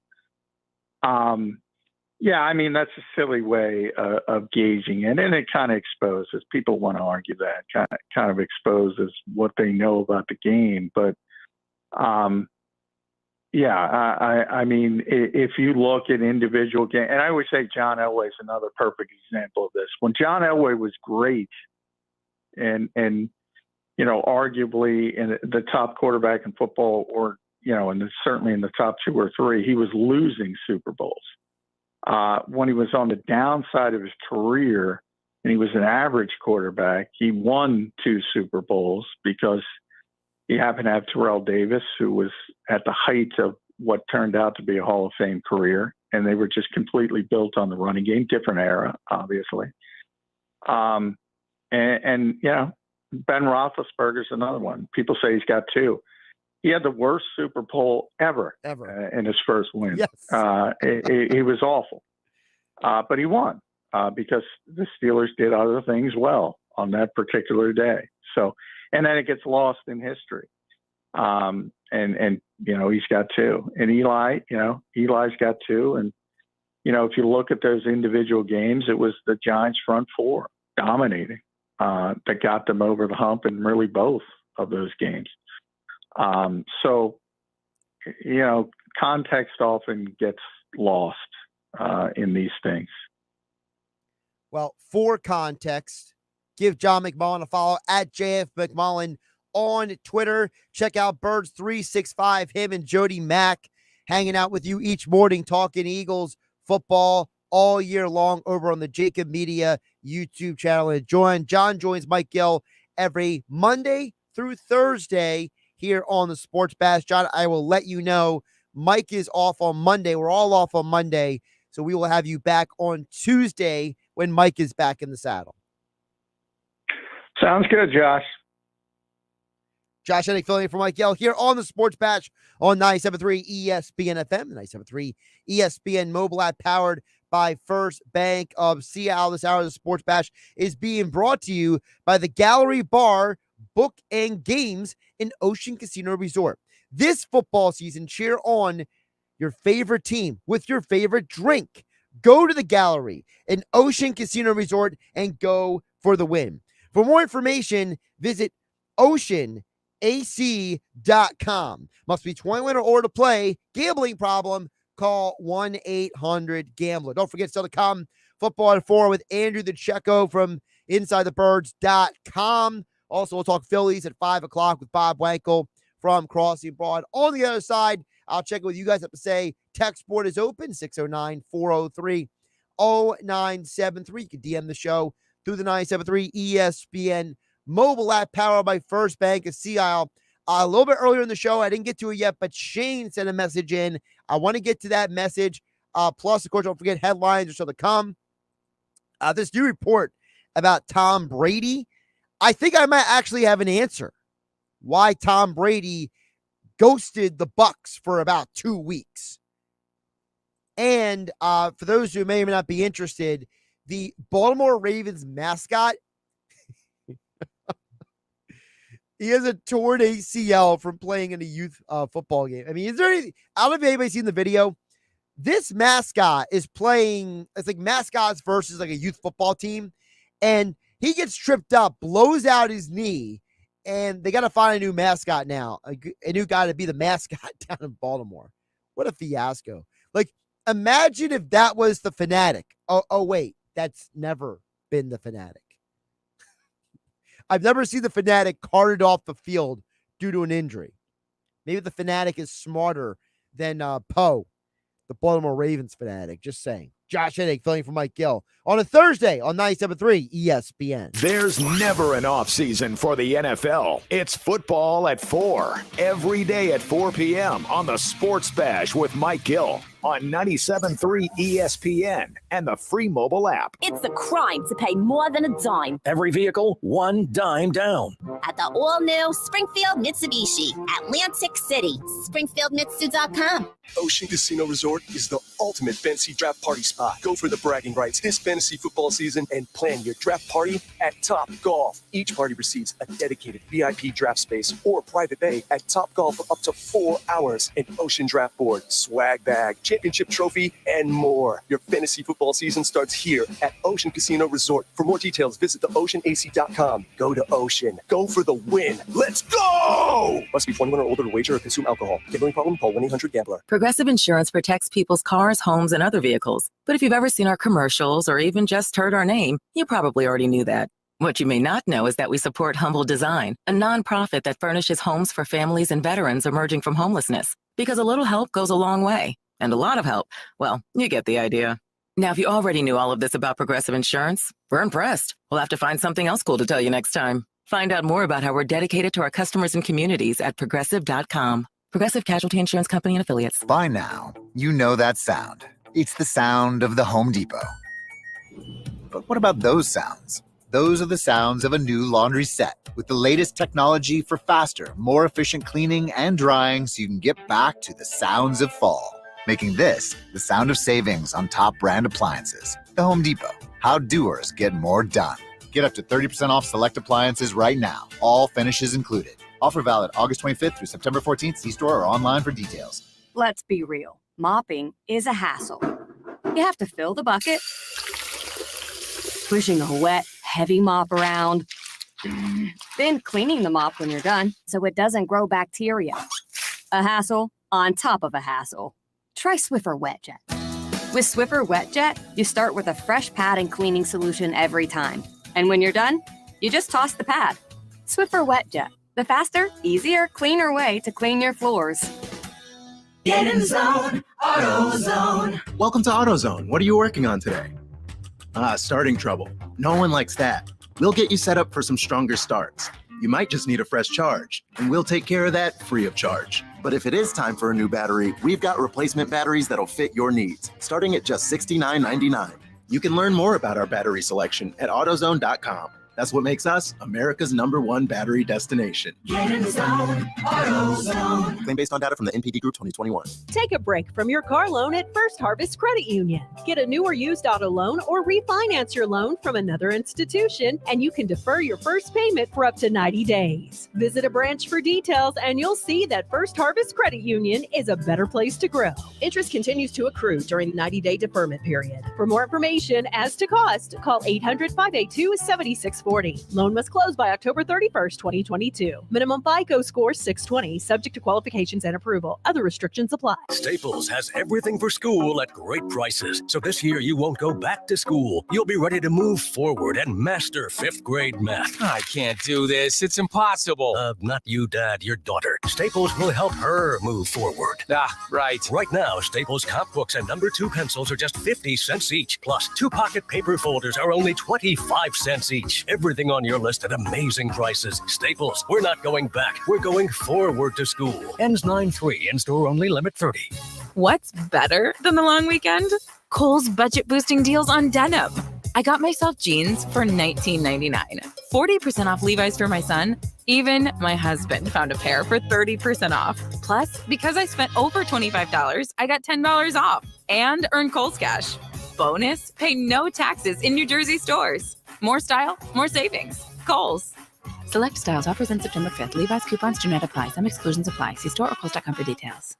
TracFone Wireless knows that everyone needs an endless amount of data, so why pay for it? Get unlimited talk and text with 8 gigabytes of high-speed data for just $40 a month. With unlimited carryover data, so you keep what you don't use. On America's largest and most dependable networks with nationwide 5G. Get high-quality smartphones at a great price. Just the data you need at the price you want. Learn more at TracFone.com today. TracFone Wireless, now you're in control. Available at major retailers. 5G compatible device required. Actual availability, coverage, and speed may vary. See terms and conditions at trackphone.com. Explore Banana Republic Factory now and enjoy 50% off everything from heritage classics to new arrivals for the season. Discover essential styles from $24.99. Find your nearest store or shop online only at Banana Republic Factory. Alert! We're under construction at Sport Hyundai in Egg Harbor. It's time to make room for our new and improved facility, and you're the big winner. We're clearing out inventory with our incredible construction reduction sale. New Santa Fe's, Tucson's, and more in stock and priced to move today. With Hyundai Assurance and America's best warranty, including the 10-year, 100,000-mile powertrain limited warranty. Use our main entrance on Black Horse Pike. Construction reduction deals are once in a lifetime, and this inventory won't last. See for yourself in person or at sporthyundai.com. Now,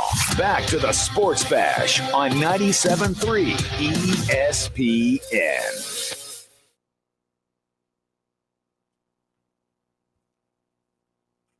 Josh Hennig filling in for Mike Gill here on a Thursday. Don't forget, we are giving away tickets to go see Stained at Ocean Casino Resort. All you got to do is go to 973ESPN.com or the 973 ESPN mobile app. Submit your information into the form, and we will pick 5 winners. 5. So on tomorrow's edition of the Sports Bash. Josh Hennig filling for Mike Gill here on 97.3 ESPN. 3:35 on a Thursday afternoon. As promised, we're going to get some of your guys' thoughts and comments. Text board is open as always at 609-403-0973. Also can DM the show through the 973 ESPN mobile app powered by First Bank of Sea Isle. A message came in during the 2 o'clock hour, and I want to give credit to where credit is due. So Shaner messaged in with a comment earlier in the show, and he said, Josh, I agree with all of your Miles Sanders points, but I would also say that Nick Sirianni didn't give him the ball when he was healthy last year. Is there a grudge against Sanders? I know, do they not like his style? He wants it, but can he do it? Honestly, give me Howard. Talk about Jordan Howard. Well, a couple things there. First of all, I want to address the Howard thing. You know, Jordan Howard is still a free agent, right? So it's not like the Eagles couldn't have brought in Jordan Howard at any time. But it seems like, from my perspective, that for whatever reason, Howard is not on their radar right now for whatever reason. Now, I don't know if that reason is because, you know, is Jordan Howard kind of being phased out by the league? Are we talking about a situation where Jordan Howard is a guy that, you know, the league just doesn't see as a major guy anymore? I don't know what the answer to that is. So, you know, I look at it as, you know, Jordan Howard's not here because there's got to be some larger reason. Maybe they felt like he had diminishing returns last year. I'm not 100% sure. I think a big reason why LaMichael P. Ryan is here is because they didn't want to bring back Jordan Howard. So read into that what you will. But back to your original point about Miles Sanders. You just heard John McMullen talk about this. John mentioned about the fact that there were a lot of Eagle fans who were so high on Sanders coming out of what he did in 2019 that he always felt that that was not something that they could replicate. Okay? It's hard to replicate that kind of year under those unique circumstances. And I think that, you know, I think John is right. There was a overreaction to what Sanders did in 2019. And I was one of them. I was one of those people who said, hey, if this guy can do this, if this is what his potential is, this is what he should be able to do every year. So, you know, maybe a lot of us, maybe the Eagles organization even, gave Sanders too high of a rating. And because he was drafted before Nick Sirianni and company came to Philadelphia, maybe there's an attitude that,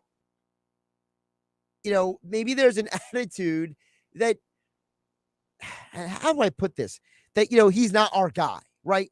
The Eagles drafted Kenny Gainwell, and that was Nick Sirianni and his group picking that guy. Is there a part of Sirianni and his staff who look at Gainwell and prefer him over Miles Sanders? Now, all the reports out there say that the Eagles love Gainwell's potential and that they really trust Boston Scott. So is that part of the reason why Sirianni doesn't give Sanders the ball? Does he trust Boston Scott and Kenny Gainwell more than Miles Sanders? That would seem to be a crazy thing, but it's a possibility. My opinion is, and I don't have any, hard evidence for this, but to me, I think the Miles Sanders drop issue, him dropping passes, him not running very good routes, and I think that combined with his health issues have maybe not put him in the doghouse, but put him in a position where the Eagles organization is kind of sour on him.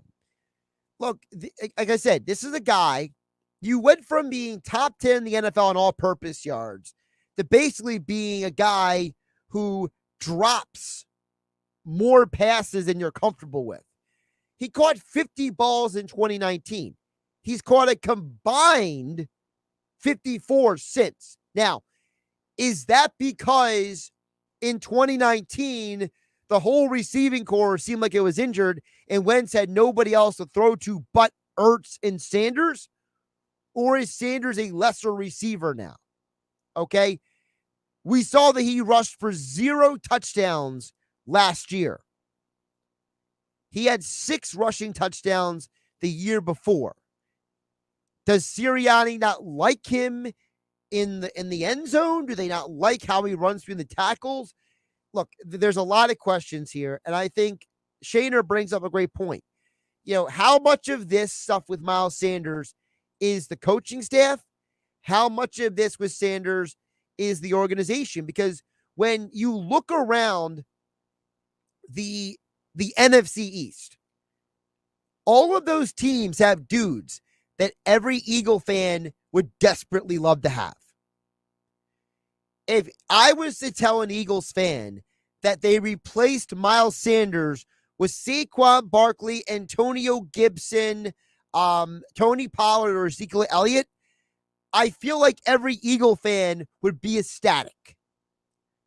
There's nobody in this listening audience who thinks Miles Sanders is one of the 4 best running backs in this division.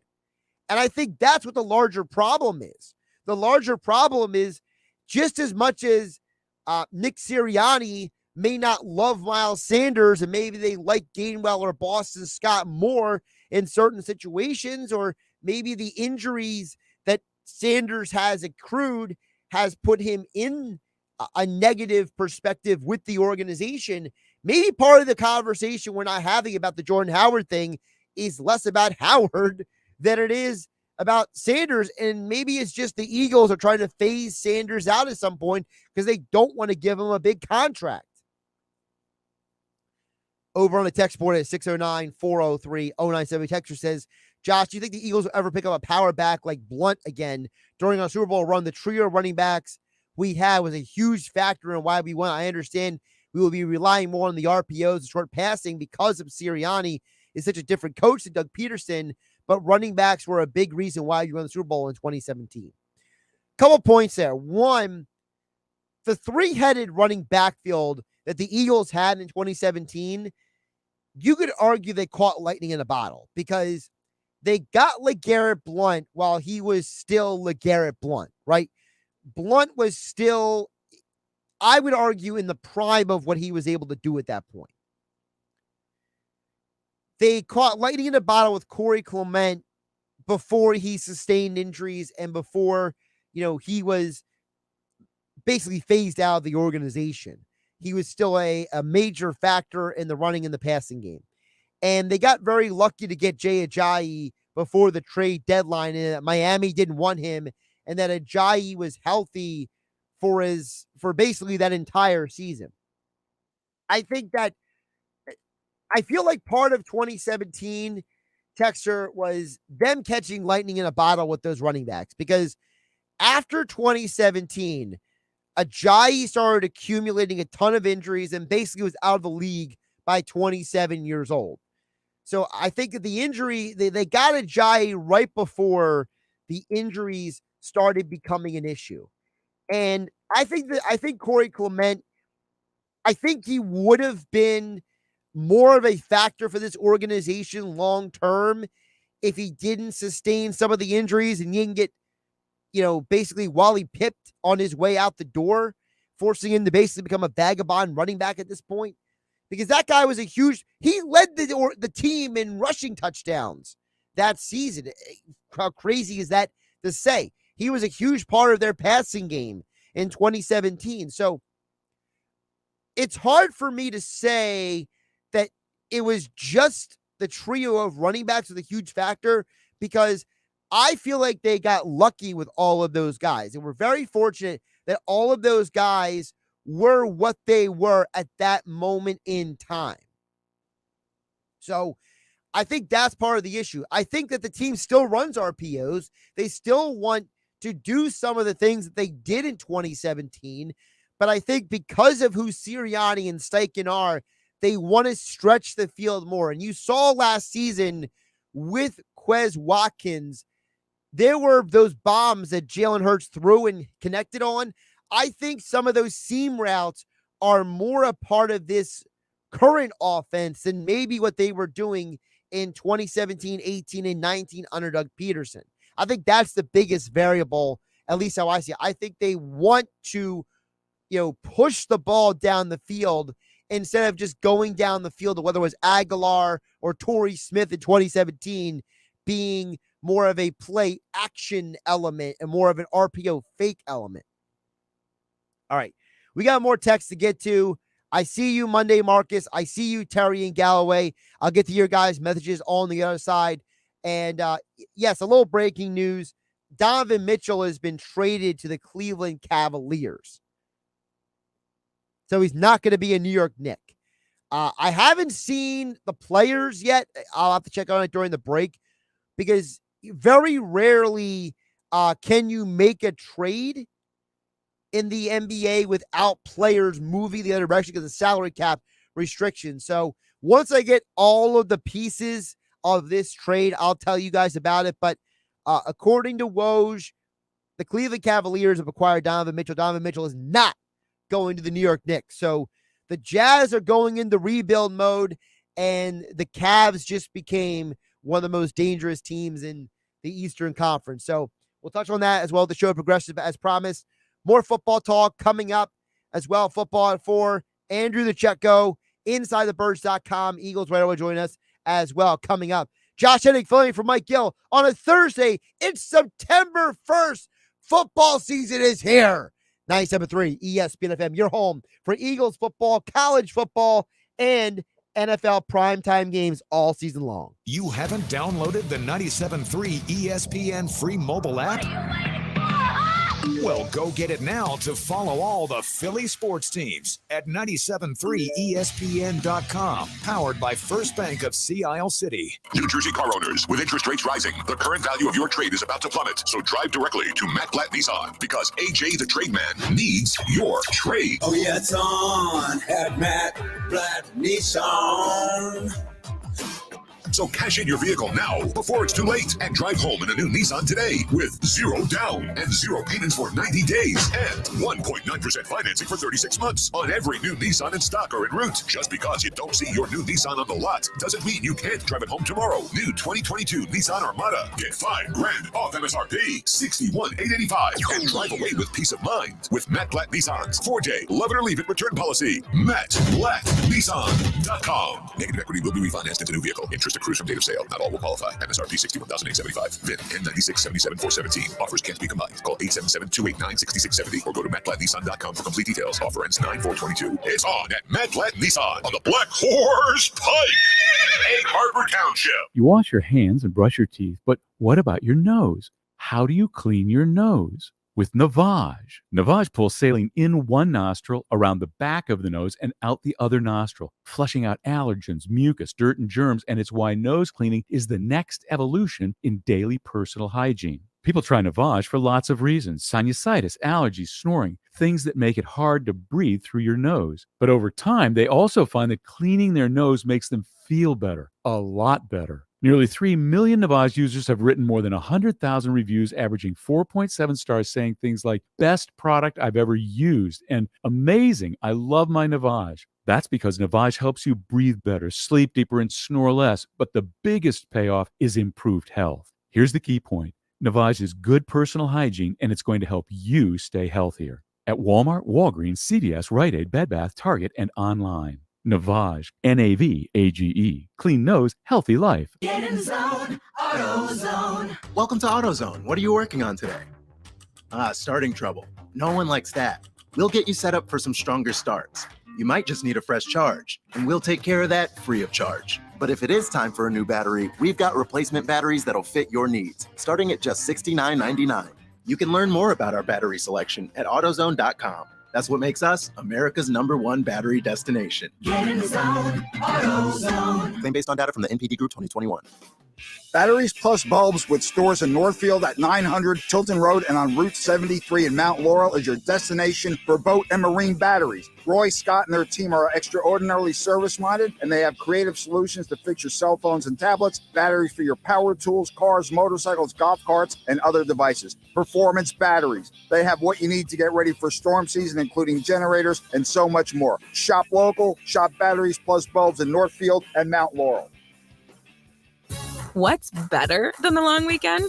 Kohl's budget boosting deals on denim. I got myself jeans for $19.99. 40% off Levi's for my son. Even my husband found a pair for 30% off. Plus, because I spent over $25, I got $10 off and earned Kohl's Cash. Bonus, pay no taxes in New Jersey stores. More style, more savings. Kohl's. Select styles. Offers in September 5th. Levi's coupons do not apply. Some exclusions apply. See store or Kohl's.com for details. This is Loyalty Lab Interview 6. Subject, grandmother's loyalty.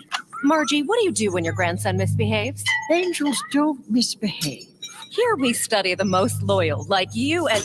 Oh, there goes the lamp. Shouldn't have put it there. Shell and the Fuel Rewards program has our members' backs too. It's super easy to save on every gallon. Loyal, just like how you acted like that wasn't his fault. Someone should clean that up before he gets hurt. Yes, loyal, just like that. 10 years of FR.com. Terms and conditions apply. With no fees or minimums and no overdraft fees, banking with Capital One is the easiest decision in the history of decisions. Even easier than choosing Slash to be in your band. Next up for lead guitar. You're in. Cool. Yep, even easier than that. With no fees or minimums and no overdraft fees, is it even a decision? That's banking reimagined. What's in your wallet? Terms apply. See CapitalOne.com/bank for details. Capital One N.A. member FDIC. By now, you know that sound. It's the sound of the Home Depot.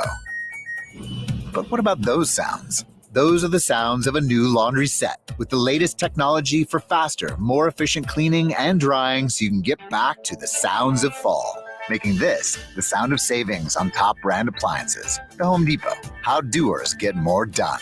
Get up to 30% off select appliances right now. All finishes included. Offer valid August 25th through September 14th. See store or online for details.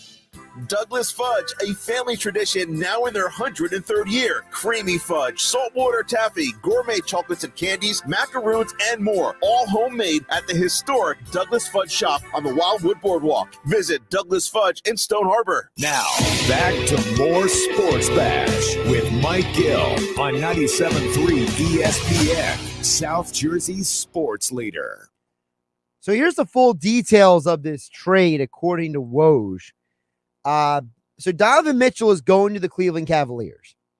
In return, the Jazz are getting Lauri Markkanen, Aker Agbaji, Colin Sexton, 3 unprotected first-round picks, and then there are 2 pick swaps in the deal, and Colin Sexton has agreed to a sign-and-trade deal. So basically what Utah is doing is Utah has recalibrated their roster completely this offseason. They were a team that was built around Mitchell and Gobert, and now they're a team that is going to be built basically around Sexton, Markkanen, and THT, Taylor Horton Tucker from the Lakers. So, all right, Utah's going to be interesting, but the Cavs, this is a massive win for Cleveland. You know, the fact that the Knicks didn't land this guy has got to be a huge, huge negative in the column for that organization.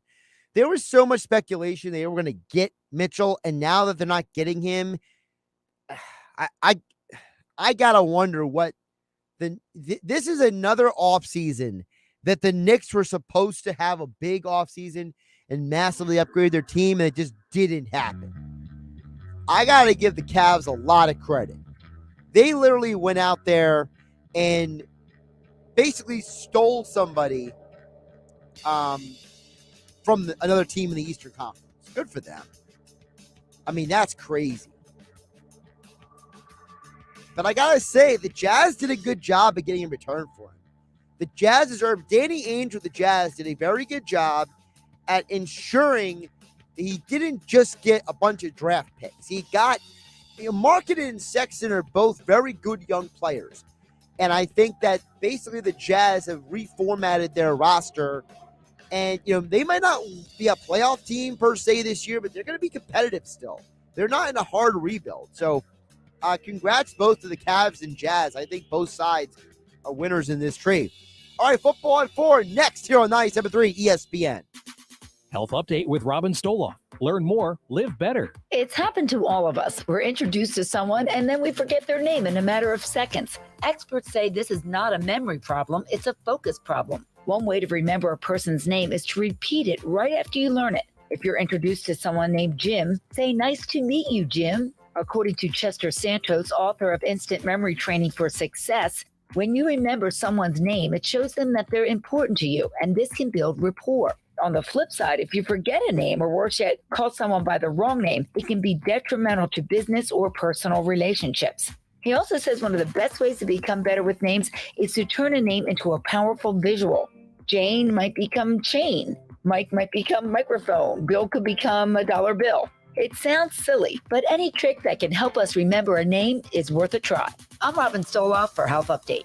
Health Update with Robin Stoloff, empowering you to live a healthier life. Now there are even more reasons to switch to Verizon, the network America relies on. For real? Yep, for real. Turn in your old phone and get the new Samsung Galaxy Z Flip 4 free with select 5G unlimited plans. Definitely switching. Totally. Everybody's switching to the network America relies on. Verizon. 5G ultra wideband available in select areas. $999.99 device payment purchase with new smartphone line on select 5G unlimited plans required. $200 Verizon e-gift card with hoarding. Less $800 trade-in/promo credit applied over 36 months. 0% APR. Trade-in conditions apply. Get in the zone. AutoZone. Welcome to AutoZone. What are you working on today? Starting trouble. No one likes that. We'll get you set up for some stronger starts. You might just need a fresh charge, and we'll take care of that free of charge. But if it is time for a new battery, we've got replacement batteries that'll fit your needs, starting at just $69.99. You can learn more about our battery selection at AutoZone.com. That's what makes us America's #1 battery destination. Get in the zone. AutoZone. Claim based on data from the NPD Group 2021. Welcome to America, the land of junk sleep, where it's bedtime, but you're double booked. Here, there's always one more deadline to meet, episode to watch, or meme to share. The world may not want you to sleep, but we do. Only the sleep experts at Mattress Firm can help you find the right bed at the right price.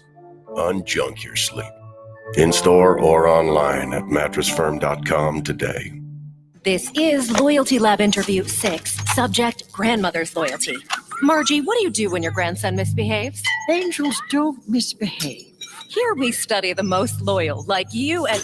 Oh, there goes the lamp. Shouldn't have put it there. Shell and the Fuel Rewards program has our members' backs too. It's super easy to save on every gallon. Loyal, just like how you acted like that wasn't his fault. Someone should clean that up before he gets hurt. Yes, loyal, just like that. 10 years of FR.com. Terms and conditions apply. 97.3 ESPN and TrackPhone Wireless want to share ideas with you for enjoying the great outdoors in South Jersey.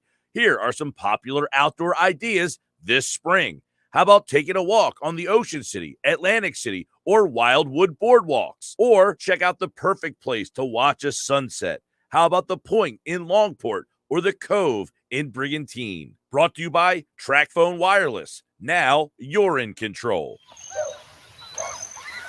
Long weekends are all about getting a little you time.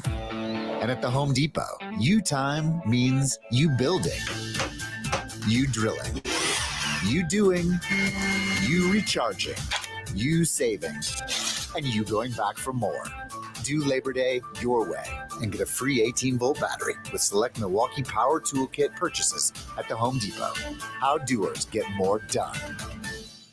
Here we go. What's the safest bet in town? Another World Series run? Maybe a Super Bowl trophy. Or knowing that at Matt Blatt Kia, you can drive a new Kia with 0 down, 0 payments for 90 days. And Matt Blatt Kia's 4-day love it or leave it return policy on every new 2023 new Kia in stock. Don't see your new Matt Blatt Kia on the lot? Doesn't mean you can't be driving it home tomorrow. Worried about your credit? Forget it. We finance your future, not your past. Why settle for a used vehicle when you could be driving a brand new Kia? Because if you have a job clearing $400 per week, we want to approve you today. All Kias come with a 10-year, 100,000-mile limited warranty. And we want your trade. We'll even buy it for cash. It's gotta be a Matt Blatt Kia. On approved credit plus applicable taxes and fees. See dealer for details. Not all will qualify. Deferred payment through TFCU. Interest accrues from date of sale. Offers don't combine. Go to mattblattkianj.com for complete details. Matt Blatt Kia, 6211 Black Horse Pike, Egg Harbor Township. And now on Route 37 in Toms River.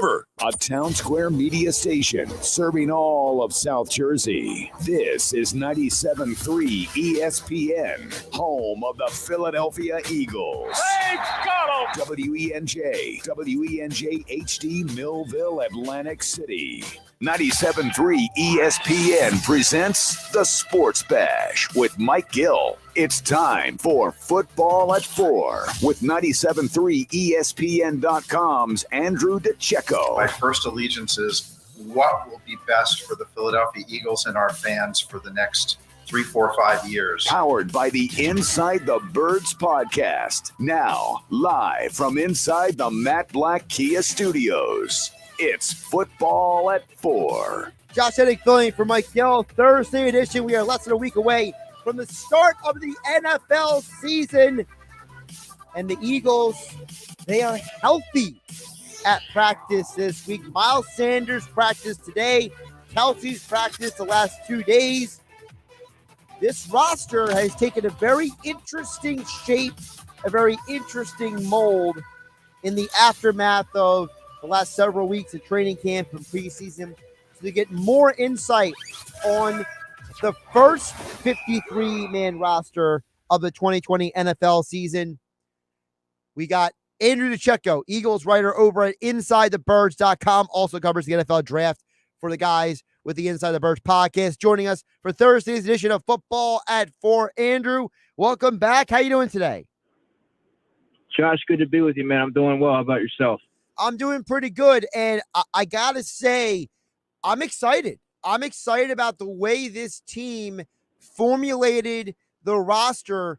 So here's what I want to start with you, because we haven't talked to you since the Chauncey Gardner-Johnson trade happened. Before that trade, many people like myself said one of the biggest weaknesses for this team was safety. Now, after the trade was done, how does Andrew DiCecco feel about the safety position? Well, I'll tell you what, the starting unit you have to feel really good about, if you're the Eagles, because you have the best of both worlds in Marcus Epps and Chauncey Gardner-Johnson. Obviously, Marcus Epps is a player who really was head and shoulders above his competition all throughout the summer, but he's never done it before for a prolonged period of time. So there's a lot of question marks about what he was going to be able to do being the top guy. I didn't feel as though he should go into the season as the top guy on the depth chart, but rather be a quality number 2. And now he has a running mate next to him that has played a lot of football, particularly in the slot, but he played safety at Florida, and he has a decorated resume, and he's a feisty player and can do a lot of different things. So I think that he's able to play off that a little bit. So I think you have a really good starting tandem. However, when you look at the reserves, there's a lot of question marks there, right? I mean, I thought Andre Sachare had a chance to make the roster from being a corner and a safety and being that special teams demon that he is. And I liked his veteran leadership. But then you have a guy like Kayvon Wallace who made the roster. He's right now, for all intents and purposes, would be the 3, and that's a problem. He got exposed quite a bit in the preseason, never really showed that growth that you expected to see at this point in his career. And Anthony Harris is still there on the practice squad. So that's going to be an option, and interesting to see if he gets the call up at some point. And they do have Reed Blankenship on the roster, who's a little bit of a surprise to me because he did have a good preseason, but I thought that he may have been a player that they could have gotten through waivers. Just given the fact that he's not necessarily ready to step right in right away and make contributions. But nevertheless, I mean, they liked him enough to keep him around. So they're very limited as far as reserves go. All right, couple things you said that I want to hit on. You mentioned about the concern with Kayvon Wallace being the 3rd safety. When he was in college, he was a big part of Clemson's defense. That was one of the better defenses all of college football. What in your eyes, seeing what he was in college to what he is now, has held him back? Is he just not adjusted to the NFL? Has he just not evolved as a football player? Like, what is the issue with him? Well, I think the game moves a little fast for him. I don't know that he's quick processing. He's also shown himself to be a one-dimensional player. He's better playing up around the line of scrimmage than playing, on the back end in coverage and in space. I think he's gotten exploited quite a bit in that regard, and he's a very limited player. So when he has gotten his opportunities, when he hasn't been injured, he's sort of been exploited, and that's why you see a guy like Marcus Epps sort of leapfrog him in the past, because he has a much more well-rounded skill set, and he's being able to sort of carry out what these coaches are asking him to do, and they have a lot more confidence in him. Wallace makes a lot of errors. He over-pursues plays, and I think just the speed of the game is just it's just too much for him right now to handle, and he really fell behind the pecking order. Also can't help but think that the fact that he's a former 4th-round pick, that probably played a big part in keeping him around, because if you really look at it on a production standpoint, I thought that a guy like Andre Sachare provides more value to the roster. Now, Sachare was not kept on the roster. Reed Blankenship was, as you mentioned. So are we assuming that Blankenship takes that special teams role that Sachare played? Yes, but I think he's going to be a core special teams member. But remember, Andre Sachare was a top gunner opposite Zach McPherson, which is a very crucial role. And I don't know that Blankenship has the explosiveness to be a gunner on the outside. I think you might see McPherson and Josh Jobe as the gunners, but I think that you're going to see Blankenship be that wedge buster, be that dominant. I remember Quentin Michael back in the day before he took over a starting role, sort of be that do-it-all, dependable special teamer, that hard-nosed guy that's going to make things happen. So you have guys like him and Sean Bradley. You have Kyron Johnson, who may start out initially inactive during the season, in the early part of the season, and then I envision he'll be one of those guys. So they do have Josh Jobe is an outstanding special teams player and proved that at Alabama. So I'll be interested to see how quickly he's able to really put his stamp on that third phase early in his career. So they do have some pieces there, but I don't think that he'll be able to fill Andre's role per se as that gunner. I think that'll probably go to Josh Jobe. I want to focus it on that word, that special teams gunner you just mentioned, because that's what I saw Devin Allen doing in that final preseason game. He was playing that role.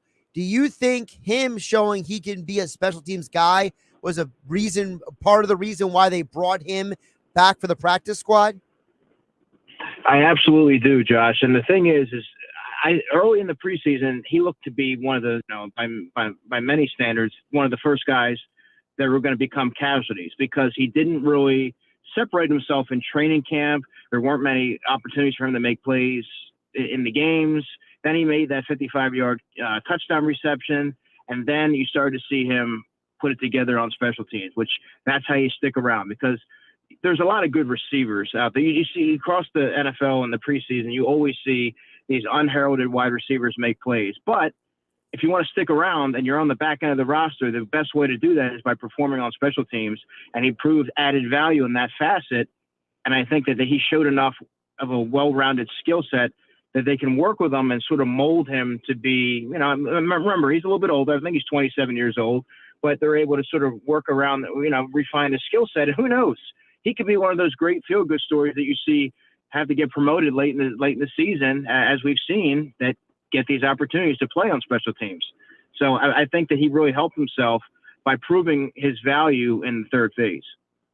Andrew DiCecco joining us here. Football at 4, powered by the Inside the Birds podcast. Check out all of Andrew's coverage over at InsideTheBirds.com, at DiCecco NFL on Twitter. Josh Hennig filling in for Mike Gill here on a Thursday edition of the Sports Bash on 97.3 ESPN. Andrew, speaking of Allen, they have 3 wide receivers on the practice squad, only 4 receivers on the active roster. Should we anticipate that they're going to either put one of those guys on the practice squad on the main roster, or they're going to call up maybe 1 or 2 of those guys on game day? Well, that's an interesting decision, because if you look at it from a need standpoint, Jalen Reagor was going to be their punt returner. Say what you will about his ability in that facet of his game, but that's what he was on the roster to do in theory. Now, Britton Covey, if you're looking at it from that special team standpoint, Britton Covey would be the most logical fit to be that 5th receiver.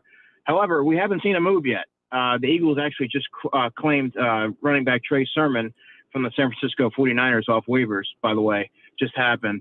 So he'll be on the roster. But I think that what would have been interesting to me would be Amir Smith-Marset, the wide receiver who was waived for Jalen Reagor from the Minnesota Vikings, who the Eagles had interest in, as a source confirmed to me during the pre-draft process. And he's a speed guy, and he also returns punts. So I thought that he may have gotten a look on the waiver wire.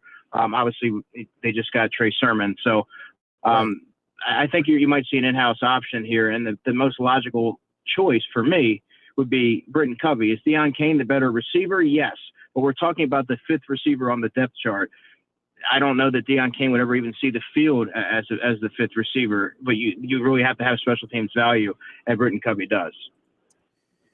You just mentioned the Trey Sermon news dropping about 3 minutes ago. Let me ask you this. They have LaMichael P. Ryan on the practice squad. They claim Trey Sermon off waivers here. So do you think that, is Sermon and P. Ryan the kind of backs that the Eagles need, or is there a potential for some duplicity here? I think that when you look at what they have, that they have a lot of guys that have a skill set that's pretty redundant.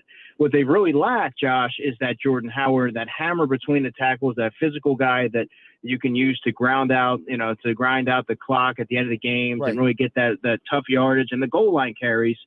So when you look at, and the Eagles know that too, obviously, if they address it by bringing in P. Ryan on the practice squad, who's a bigger running back, and now claiming Trey Sermon, who's a bigger running back. It just hasn't worked out for him in San Francisco, but he's a young enough guy and has the build that they're looking for. So you sort of roll the dice on the upside there. And they if you look at the 2 guys brought in, they didn't retain Jason Huntley. That ship has sort of sailed, and they brought in 2 big body running backs. So I think the Eagles would agree with me in the sense that they really do need that power element to their running game in order to really take the offense to the next level. Of the 2 guys we just mentioned, Sermon and P. Ryan, do you have a guy that you like more? Is one of those guys from what you saw of them in college maybe more of a fit for what the Eagles to do than the other? Yeah, I like P. Ryan more. I liked him more based on just he was a little less stiff. He doesn't run quite as upright. I think he catches the ball better. I think he hits the hole a little bit harder, but he also has some juice to bounce it outside. Very fluid runner, good vision. just, for some reason or another, things just don't work out at every place, at every stop. But that's not to say that your career doesn't just stop there. You get other opportunities and you develop and you grow as a player. And that could be the case, in his situation, in his future. I did like what I saw from him in Florida, and so I'm interested to see if he's able to end up making that leap to the active roster. We don't right now. Trey Sermon's here, but we don't know how long he's going to be here. I mean, he was the 49ers were quickly to part with him, and they invested pretty significant draft capital in him. So he didn't show enough upside, or he wasn't picking things up quick enough for them to be patient, hang in there, and nurture his skill set. So it's a little intriguing to see what happens there at that final running back spot. With Sermon, how much do you think of his evaluation was people looking at those two big rushing games, the one against Northwestern, the one against Clemson, and them potentially thinking that's who he was and maybe not seeing the rest of his resume? I think that has a lot to do with why he got drafted where he got drafted. I think that you see teams that some teams will become enamored with big games against big, formidable opponents in college. And you have to be careful about that. You have to, approach that with caution and look at the full body of work to really get a sense of what that player is all about, right? That's how you know what they are and what they're ultimately going to be by having enough of a sample size to be able to gauge that. I think sometimes teams become, like I said, they become so hyper focused on some of those big outputs, and then you wind up you get them in camp and you realize, oh, this guy isn't what we thought he was, or hey, he's not picking up things as fast as we thought. He's a little bit more of a developmental guy.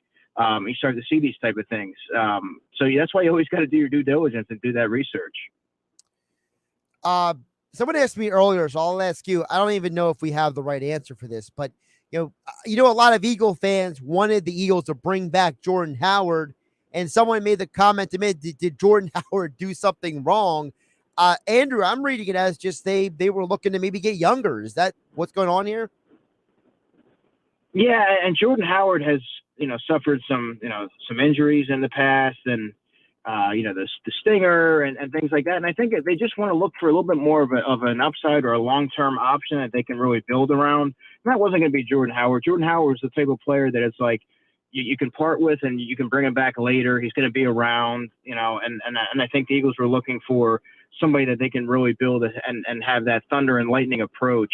As the offense is very young, and they have a lot of intriguing pieces to move forward with, and I think that they're looking to really they're looking to get younger and build around it, and I think that's the right approach. So I don't think it was anything that Jordan Howard did wrong. I think it was more so what the Eagles, the direction that they wanted to go. You don't want to just keep that in. I don't think that they were intent on going back to the retread. I think they were looking to see what else was out there that can sort of maybe redefine the position. Andrew, sticking on the offensive side of the ball, so they claimed Ian Book. He was cut by the Saints. Now he's in Philadelphia. They put Reed Sinnett on the practice squad, so they actually have 4 quarterbacks in the building right now. What are your thoughts on Book on the main roster, Sinnett on the practice squad? Well, I'm surprised they have 4. I don't think that Reed Sinnett did enough in the preseason to warrant, another look on the practice squad. He's a little bit older. I think he's 26. You would like for that to be like a guy like a Kellen Mond or a young quarterback that has some intriguing characteristics that you can work with and nurture. I don't know how high of a ceiling Reed Sinnett really has. He's such a long ways away from being a reliable guy that to suit up on Sundays. God forbid if he had to step in if he's just so far away from that I don't know that I would deem him practice squad worthy, at least for the Eagles. I was a little bit surprised to see Ian Book. Obviously, the report came out, I believe it was last night, that Kellen Mond was the player that they were really going after, and they ended up getting Ian Book instead. But that just goes to show you that they value, it's not a big secret. They obviously value the quarterback position, and they want to continue to develop young talent. I didn't see enough from Ian Book in his brief NFL career that I would put a waiver claim in for him. I think there's a lot of players with with a similar skill set and a similar body of work out there. But you know what? The Eagles obviously saw something that they liked and saw something that they deemed roster worthy. So now he'll be able to be in a room with the Gardner Minshew, who's had a lot of experience, Jalen Hurts, and really just we'll see if he's able to really develop. And we won't really see anything from him until next preseason if he sticks around that long, because he's not really going to. I mean, he's just going to see some scout team work this season. But I was very interested, very surprised to see them make that claim. Andrew DiCecco joining us here, Thursday edition of Football at 4, powered by the Inside the Birds podcast. Andrew covers the Eagles and the NFL draft for InsideTheBirds.com. Over on the defense, the first 53, I don't know if I would say it's a surprise, Andrew, but it was definitely an eye raise for me. Davion Taylor, he's gone. Another guy from the 2020 NFL draft, no longer in this building, but who is in the building is both Kyron Johnson and Patrick Johnson. What are your thoughts on the linebackers that made this team? Yeah, so you mentioned those two back end guys, so we'll start with them. And Kyron Johnson is a very fluid and athletic player, and I thought he really came on strong late in the evaluation process. So I thought it was good to hold on to him. I don't know that he would have made it through waivers. I do think he's going to start out the season inactive, but I do think that he'll also become a core special teamer by midway to late in the season. Patrick Johnson is going to be the immediate backup to Hassan Reddick. Now, do I think that if Hassan Reddick had to miss some time, that he's going to step right in and be able to play a similar role? No, I think they'll have to alter the defense because he can't do some of the similar things that Hassan Reddick can. Not many players are able to do that, but he has shown consistency. He is one of the top special teams performers on the roster, and I think that he really improved his pass rush prowess and its overall fluidity, and had a really consistent summer. They obviously, this is a guy who had 2 starts last year. Surprisingly, he played in every game. He played about 10% of the defensive snaps. So the Eagles obviously like what they saw in him. The numbers dictated him having to play. Obviously, they probably wouldn't have wanted a 7th-round pick to see the field that early, but nevertheless, they do like what they have in him. And I think he really took the next step this summer and proved that he earned his spot on the roster. So that was a lock to me, and I think that he'll end up having probably a decent situational role at some point this season. Sean Bradley to me was a lock because of his special teams impact and his locker room leadership. I remember this is a guy who was a Pro Bowl alternate last season for special teams. And Davion Taylor to me was not necessarily a surprise because when you look at the snaps that he was playing deep into the fourth in that final preseason game, deep into the fourth quarter. And that tells you all you need to know about what the Eagles were, where the Eagles were at with him. And they just hadn't seen enough and they wanted to get him reps. And he was looking lost, frankly, out there against, deep reserves and guys that were fighting to make NFL rosters. And this is a former 3rd-round pick. So he did not acquit himself well in that area. So I don't know how you can definitively say that he was one of the best 53 players on the roster. So I think that they would like to bring him back on the practice squad and maybe develop his skill set. But this is a player now going on year 3, and he's still making a lot of the same mistakes and overcorrect and just the same mistakes that he's made from day one. So you have to wonder if the light will ever come on for Davion Taylor. Andrew, before I let you go, I want to ask you just some, hindsight 2020 here. Jalen Reagor, he's no longer here. Davion Taylor at the moment is no longer here. John Hightower didn't work out. You go back to 2019. Miles Sanders, he's in a contract year. Jay Jaw, he's in Seattle in the practice squad. I don't even think Sharif Miller's in the NFL anymore. And Clayton Thorson, quarterback factory. So what do we say now about the 2019 and 2020 draft classes? There were opportunities. There are opportunities to add players that they whiffed on. I thought just off the top of my head, J.J. Arcega-Whiteside in the 2nd round. I mean, this has been sort of, this point has been driven home ad nauseum. But there was a player like a Juan Thornhill, who was the same draft as Chauncey Gardner-Johnson, by the way, sitting there in round 2, and they could have drafted. I mean, Tim Halk went to Virginia to work him out, put him through a workout. So there's obviously serious interest there, but they didn't go that direction. I mean, that's just one of the many. Charles Omenihu was on the board when Sharif Miller was there. they went with Sharif Miller. Charles Mengy went to Houston ultimately after that. There these whiffs and these certain evaluation blemishes and flaws that really surfaced. And now, yesterday you saw the Eagles part with 2 of their top 3 draft picks from 2 years ago, just hours apart. That's a problem. And Howie Roseman has been able to sort of overcome that with making different, making masterful trades and savvy additions in free agency. But these will eventually add up and start to really hurt you if you're not able to strike some of these trades. So I think that it's sort of been he's able to overcome it. But I think that they are points of emphasis that probably should be talked about a bit more. At DiCecco NFL on Twitter. Check out all of his Eagles coverage over at InsideTheBirds.com. And he joined us today here for Football at 4. Andrew, we are less than a week away from the start of the NFL season, but tonight, tomorrow, Saturday, Sunday, Monday, we got a college football palooza. I'd be remiss if I didn't ask you, are you focusing on any specific college games in the next few days? I'm trying to catch up from the whirlwind that was the last couple of days and the roster cut downs and the waivers and all that stuff. So I haven't really put much thought into it right now, but I will. It's just I have to get find my foot in here. I gotcha. All right, Andrew, we'll catch up with you next week. Sounds good, buddy. Good talking to you.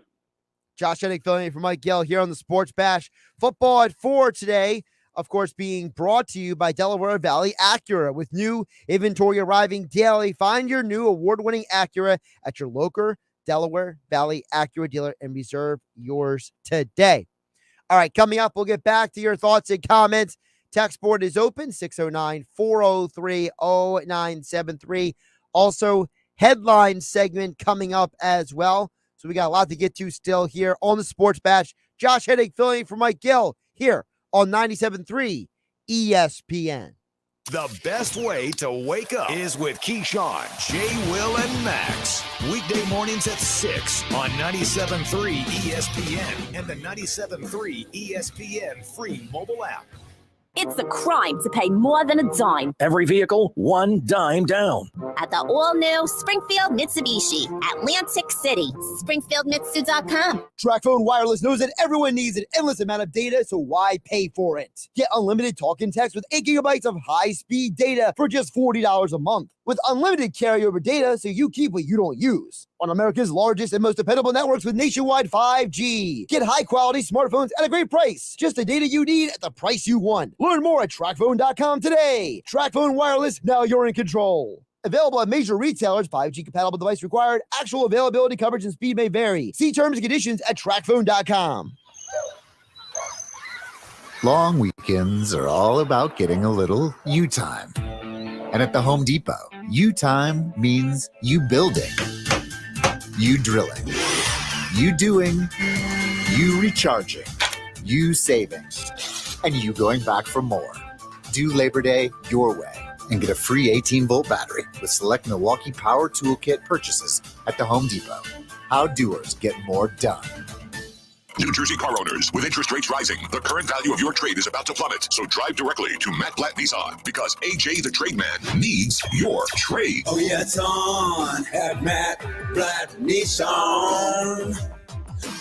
So cash in your vehicle now before it's too late and drive home in a new Nissan today with 0 down and 0 payments for 90 days and 1.9% financing for 36 months on every new Nissan in stock or en route. Just because you don't see your new Nissan on the lot doesn't mean you can't drive it home tomorrow. New 2022 Nissan Armada. Get $5,000 off MSRP, $61,885, and drive away with peace of mind with Matt Blatt Nissan's 4-day love it or leave it return policy. MattBlattNissan.com. Negative equity will be refinanced into new vehicle. Interest accrues from date of sale. Not all will qualify. MSRP $61,875. VIN N9677-417. Offers can't be combined. Call 877-289-6670 or go to MattBlattNissan.com for complete details. Offer ends 9/4/22. It's on at Matt Blatt Nissan on the Black Horse Pike, Egg Harbor Township.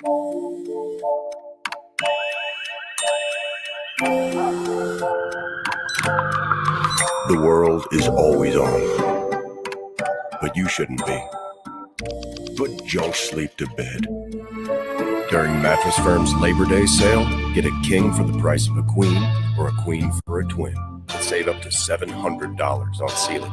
Talk to a sleep expert and unjunk your sleep today. Mattress Firm. Get in the zone, AutoZone. Welcome to AutoZone. What are you working on today? Starting trouble. No one likes that. We'll get you set up for some stronger starts. You might just need a fresh charge, and we'll take care of that free of charge. But if it is time for a new battery, we've got replacement batteries that'll fit your needs, starting at just $69.99. You can learn more about our battery selection at AutoZone.com. That's what makes us America's #1 battery destination. Get in the zone, AutoZone. Claim based on data from the NPD Group 2021. Hey, I'm Jackie, and a little thing I love about the Chick-fil-A chicken biscuit is the chicken. It is golden brown, so juicy, so delicious. It's the perfect savory start to my day. Start your day with the Chick-fil-A chicken biscuit, available on the Chick-fil-A app. Real Chick-fil-A guests paid for their testimonial. Powered by NJM. No jingles or mascots, just great insurance. This is the Town Square, New Jersey Info and Weather Network. With South Jersey information you need to know, I'm Vin Avenue. A Camden man has been sentenced to 3 years in prison for killing his girlfriend's puppy, triggered by the deadly collapse of a condo complex in Florida last June. Legislation from New Jersey State Senator Troy Singleton increases the inspection requirements for multifamily housing structures. And despite the abnormally dry conditions this summer, Jersey farmers are cranking out the Jersey Fresh. Get more South Jersey information right now on our app. Your forecast is next. You finally got that new car, so you called your insurance company. Your call is important to us. Please hold. We are the tippy top, we're top insurance. You ended that call with their jingle stuck in your head. Then you called NJM. Thanks for calling NJM Insurance. This is Claudia. Let's see if we can save you up to 25% on your auto insurance. No jingles or mascots, just great insurance. Visit NJM.com for a quote. From the Town Square, New Jersey Info and Weather Network, I'm Chris Coleman for Chief Meteorologist Dan Zarrow. It looks like you'll be able to give your air conditioner a rest tonight as we drop down to 59 under clear skies with low humidity. Tomorrow, just as nice with an onshore breeze, sunshine, and 83. Partly sunny for Saturday with a high of 84. Humidity returns for Sunday, and then a chance of thunderstorms on Monday, but not a washout. Get weather 24/7 wherever you are. Download our free mobile app today. We get it. You're not going to work just anywhere. You're smart, you're ambitious, and you want to help others. You want a place where you can thrive, feel fulfilled, and have an opportunity for growth, all while making an incredible living. Right now is the perfect time to join the team at Town Square Media as a marketing consultant. Join one of the fastest growing digital companies in America, where you get to help build client solutions with real local influencers and sell brands like TikTok, Facebook, and YouTube. If this sounds exciting to you, let's have a conversation. Our comp package is amazing with unlimited earning potential, including base salary, mobile phone, auto expense, 401k match, trip incentives, and more. If you're competitive, driven, and have the ability to communicate great ideas, we'd love to hear from you. With digital advertising expected to double over the next 3 years, the timing could not be better. Reach out to Mike Rubel, Market President, at 609-910-5249 or visit careers.townsquaremedia.com. Town Square Media is an equal opportunity employer. Now, back to the Sports Bash on 97.3 ESPN.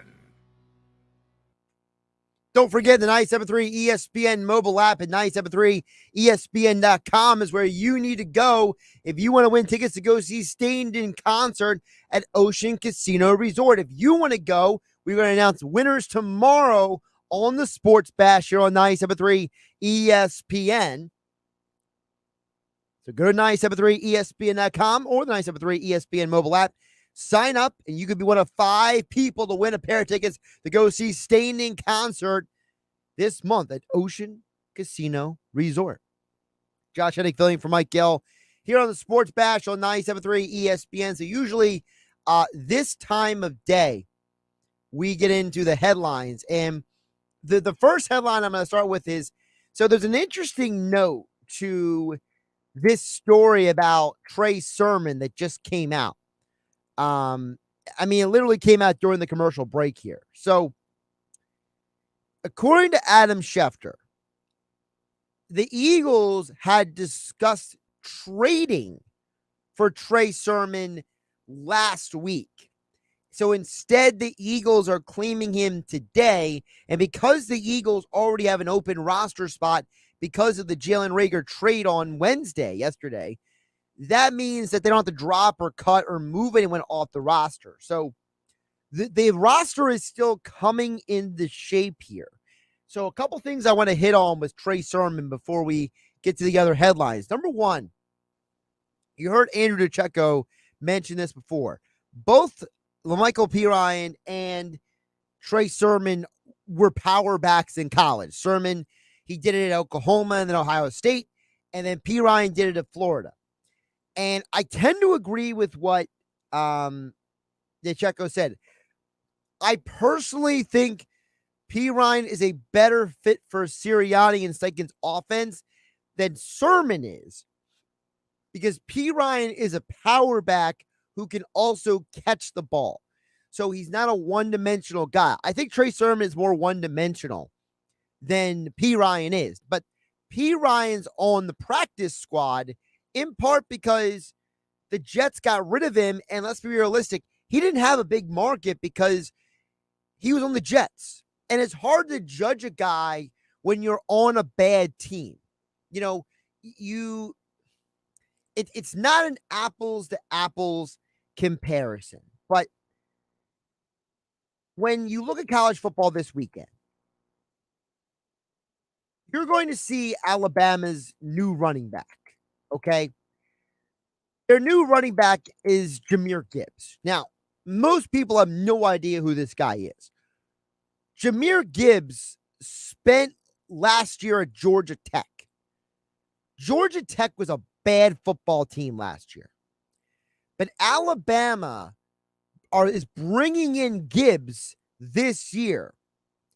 And he's probably going to end up by the end of the year being either a top NFL draft prospect or he's going to be a Heisman Trophy candidate, because Alabama brings in running backs and they always seem to turn them into productive players. Gibbs is a guy who has already beat out all the other backs on Alabama's roster, but he was on a garbage team at Georgia Tech last year. Georgia Tech was not a good football team. They had a mediocre offensive line. They had a poor offense overall, and Gibbs was like the highlight of that team. So I'm not saying it's an apples to apples comparison, but is there a possibility that Pirine is getting a chance to show on the practice squad what he is able to do, because he spent last year on a poor football team and the last 2 years on a poor football team? Sermon, I asked Andrew to check out the question earlier because I do feel this way. There's a part of me that looks at Sermon and says, is he the guy who got a ton of recognition because he had 2 monster games near the end of his Ohio State career? Remember, he had the monster 300-yard rushing game against, I'm drawing a blank here for a second. Give me a moment.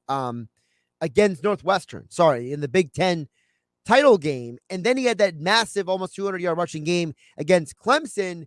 But then against Alabama, he didn't play so well. Once he went up against NFL level competition, which is what Alabama's defense offers you, okay? Some of the best defense you can see, he did nothing. He had 1 carry for 2 yards. He didn't make an impact in that game. So he literally parlayed basically a 3-game run. The Michigan State game, because remember in 2020, Ohio State didn't play Michigan because of COVID issues. So the final regular season game was Michigan State, where he had 112 yards, then 300 yards against Northwestern, 193 yards against Clemson. He didn't do much else that whole year of 2020 at Ohio State. Before that, he played at Oklahoma, where he didn't get a lot of playing time. And you have to wonder, is Sermon here because of the games he played there? Is he here because in 2019 he played along with Jalen Hurts? You know, now there's 2 running backs who played with Jalen Hurts at Oklahoma in 2019 who's on the roster now. I mean, talk about customizing this team for one guy. And I'm not saying the Eagles shouldn't do this, but it's getting a little weird that Kennedy Brooks, who played with Jalen Hurts at Oklahoma in 2019, and Trey Sermon, who played with Jalen Hurts at Oklahoma in 2019, are both now Philadelphia Eagles. I'm just putting it out there. It's a little weird. Okay. But hey, we'll keep an eye on. We'll see how Trey Sermon fits into this roster. I think that answers a lot of questions for why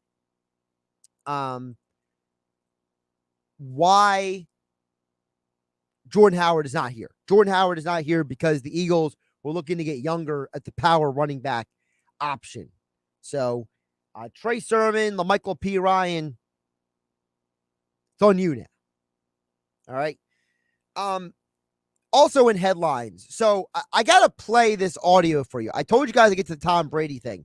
But before we get to Tom Brady, so as you know, Albert Pujols has been on fire since the All-Star break. He has more home runs post All-Star break, post home run derby than before.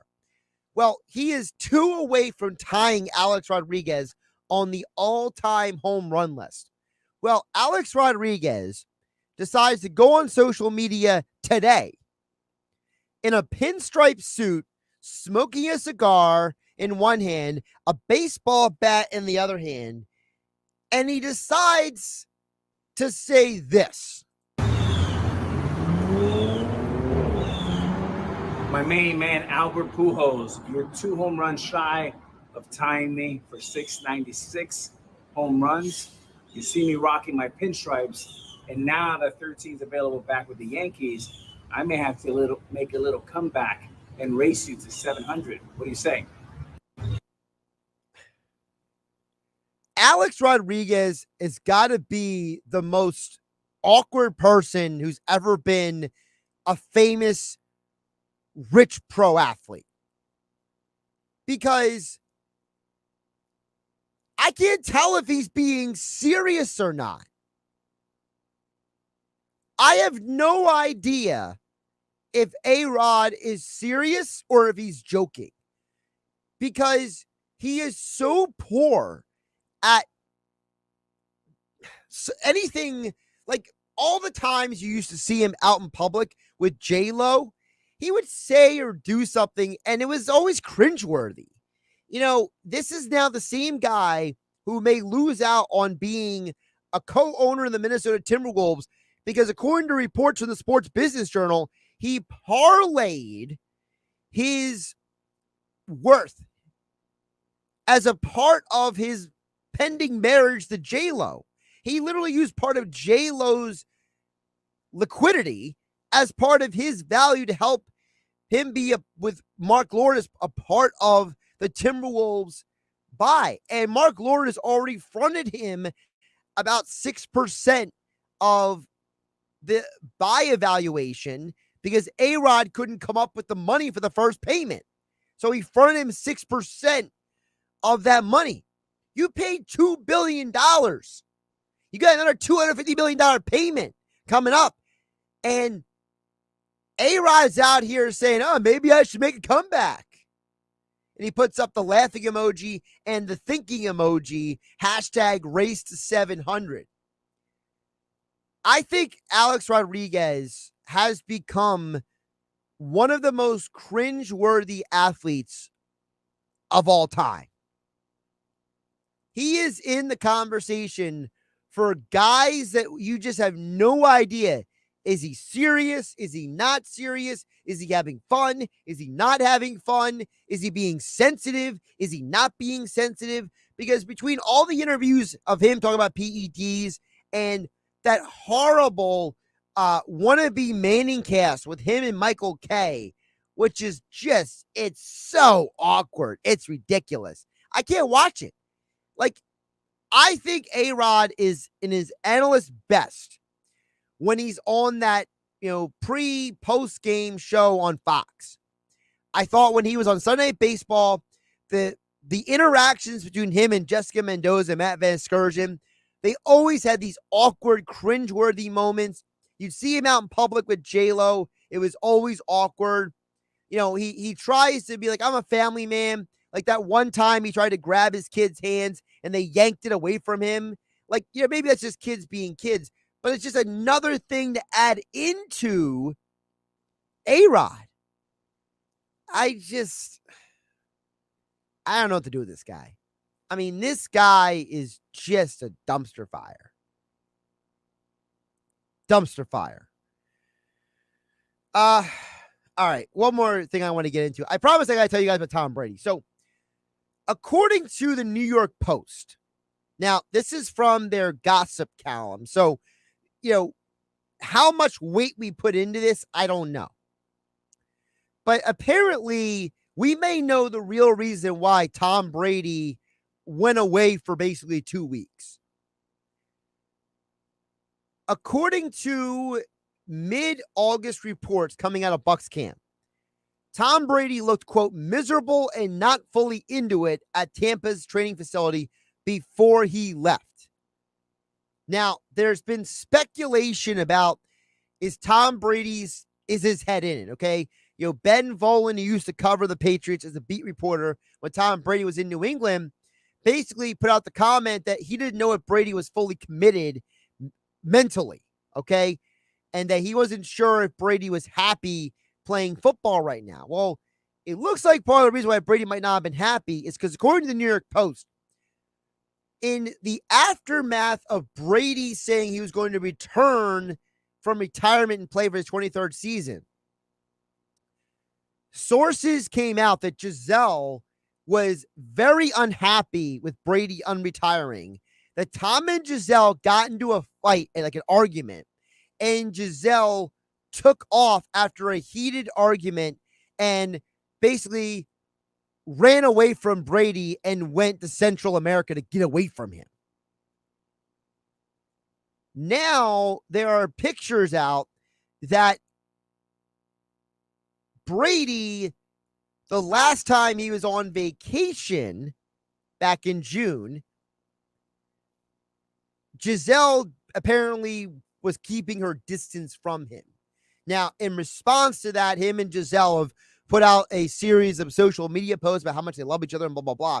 But is potentially the reason that Tom Brady went away for 11 days is maybe he made go with his wife?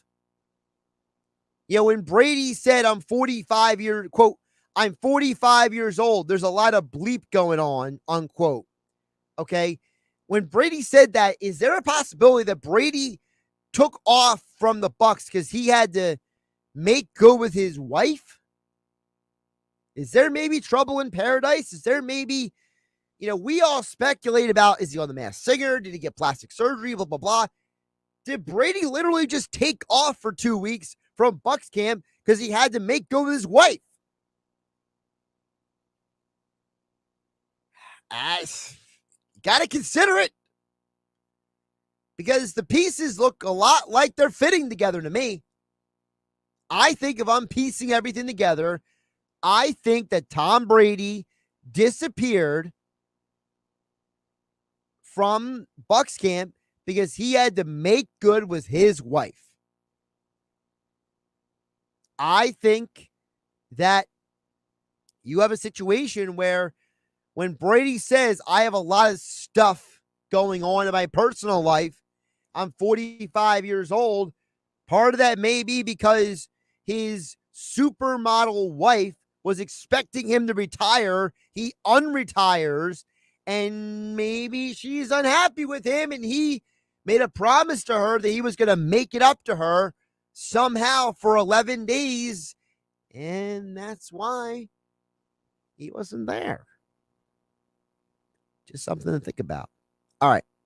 We got more texts to get to. I promise I get to them at some point, either this hour or next hour. 609-403-0973 is the text board. You also can DM the show through 973 ESPN mobile app powered by First Bank of Seattle. Josh Hennig filling in for Mike Gill on a Thursday edition. Still to come, Phillies talk with Bob Wankel from Crossing Broad. Phillies scored 18 runs last night after being beat up by the Diamondbacks for 2 games before that. They break the 3-game losing streak. Now they head to San Francisco. Do we take anything away from that Diamondback series? We'll ask Bob Wankel coming up in about 13 minutes here on the Sports Bash on 97.3 ESPN. The excitement of a big play. Big moment. You got it. And all the drama of sports. It's a home run. All in one place. 97.3 ESPN. Douglas Fudge, a family tradition now in their 103rd year. Creamy fudge, saltwater taffy, gourmet chocolates and candies, macaroons, and more. All homemade at the historic Douglas Fudge shop on the Wildwood Boardwalk. Visit Douglas Fudge in Stone Harbor. Get in zone, AutoZone. Welcome to AutoZone. What are you working on today? Starting trouble. No one likes that. We'll get you set up for some stronger starts. You might just need a fresh charge, and we'll take care of that free of charge. But if it is time for a new battery, we've got replacement batteries that'll fit your needs, starting at just $69.99. You can learn more about our battery selection at AutoZone.com. That's what makes us America's #1 battery destination. Get in the zone, AutoZone. Claim based on data from the NPD Group 2021. On the south side, we got 6 poly panels, and please make sure they're flush. Kwame is converting everyone on the block to solar power. Please get a crew to wrap up 202 South Duane. He needs more certified installers before the sun sets on his business boom. Let's pick up the pace. We got a long day. Indeed can help him hire great people fast. I need Indeed. Indeed you do. We instantly connect you with quality candidates whose resumes on Indeed match your job description. Visit Indeed.com/credit and get $75 towards your first sponsored job. Terms and conditions apply. Let's be real. Mopping is a hassle. You have to fill the bucket, pushing a wet, heavy mop around, then cleaning the mop when you're done so it doesn't grow bacteria. A hassle on top of a hassle. Try Swiffer WetJet. With Swiffer WetJet, you start with a fresh pad and cleaning solution every time. And when you're done, you just toss the pad. Swiffer WetJet, the faster, easier, cleaner way to clean your floors. 97.3 ESPN and TracFone Wireless want to share ideas with you for enjoying the great outdoors in South Jersey. Here are some popular outdoor ideas this spring. How about taking a walk on the Ocean City, Atlantic City, or Wildwood Boardwalks? Or check out the perfect place to watch a sunset. How about the Point in Longport or the Cove in Brigantine? Brought to you by TracFone Wireless. Now you're in control. O'Reilly. See the road ahead more clearly with Sylvania Bulbs and O'Reilly Auto Parts. Right now, purchase select Sylvania bulbs and get a $15 gift card after mail-in rebate, plus receive double O-Rewards points. Replace your bulbs today and see better tonight. Let the professional parts people help you find the bulbs you need. Visit O'Reilly Auto Parts or O'ReillyAuto.com. O'Reilly Auto Parts.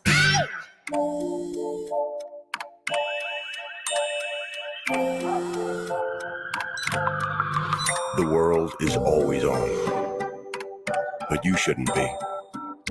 Put junk sleep to bed. During Mattress Firm's Labor Day sale, get a king for the price of a queen or a queen for a twin and save up to $700 on ceiling. Talk to a sleep expert and unjunk your sleep today. Mattress Firm. Progressive knows that most people don't get to experience making a game-winning touchdown or a walk-off home run. So we're going to talk to you like you did something great so you can bask in the glory. Oh, man, I was there. That time that you bundled your home, auto, motorcycle, and other vehicles with Progressive? That was awesome. People were freaking out. I bet you get this all the time, but can I get an autograph? If you can't bask in sports glory, at least you can bask in the glory of saving money when you bundle your home and other vehicles with Progressive. Coverage from Progressive Casualty Insurance Company, affiliates, and third-party insurers. Discounts not available in all states or situations. By now, you know that sound. It's the sound of the Home Depot. But what about those sounds? Those are the sounds of a new laundry set with the latest technology for faster, more efficient cleaning and drying so you can get back to the sounds of fall. Making this the sound of savings on top brand appliances. The Home Depot. How doers get more done. Get up to 30% off select appliances right now. All finishes included. Offer valid August 25th through September 14th. See store or online for details. Look, folks, I got to be honest with you. Everything's up. Food prices, gas prices, pencil prices. I love pencils. Everything is not up. You're forgetting about Springfield Mitsubishi in Atlantic City. You mean they're not jacking up prices, Jack, like everywhere else? Correct. And every vehicle is still $1 down. 1 dime? You gotta be kidding me. That reminds me when I was a kid, my dad said, Joey, here's a dime. Go buy a house. But what about credit for millions of Americans? Go to Springfield Mitsubishi, Atlantic City. If you bring home $350 a week, you could get up to $25,000 in credit. 25 grand with only 1 dime down. Get new Outlanders with 3rd row seating in stock now. Look, here's a deal. Just get down to Springfield, man. Springfield Mitsubishi, Atlantic City. In Pleasantville, they service all makes and models. Springfield Mitsubishi AC.com. Springfield Mitsubishi AC.com. My first annual salary was a dime. That's the real deal. New 22 Mirage 18.4 dive down, $269 a month for 72 months at 3% APR plus tax title to qualified buyers. Now, back to more Sports Bash with Mike Gill on 97.3 ESPN, South Jersey's sports leader. All right, wrapping up the 4 o'clock hour. Let's squeeze in a couple texts in here. I promise I'll get to some of them. 609-403-0973 on the text board. You also can DM the show through the 97.3 ESPN mobile app powered by First Bank of Sea Isle.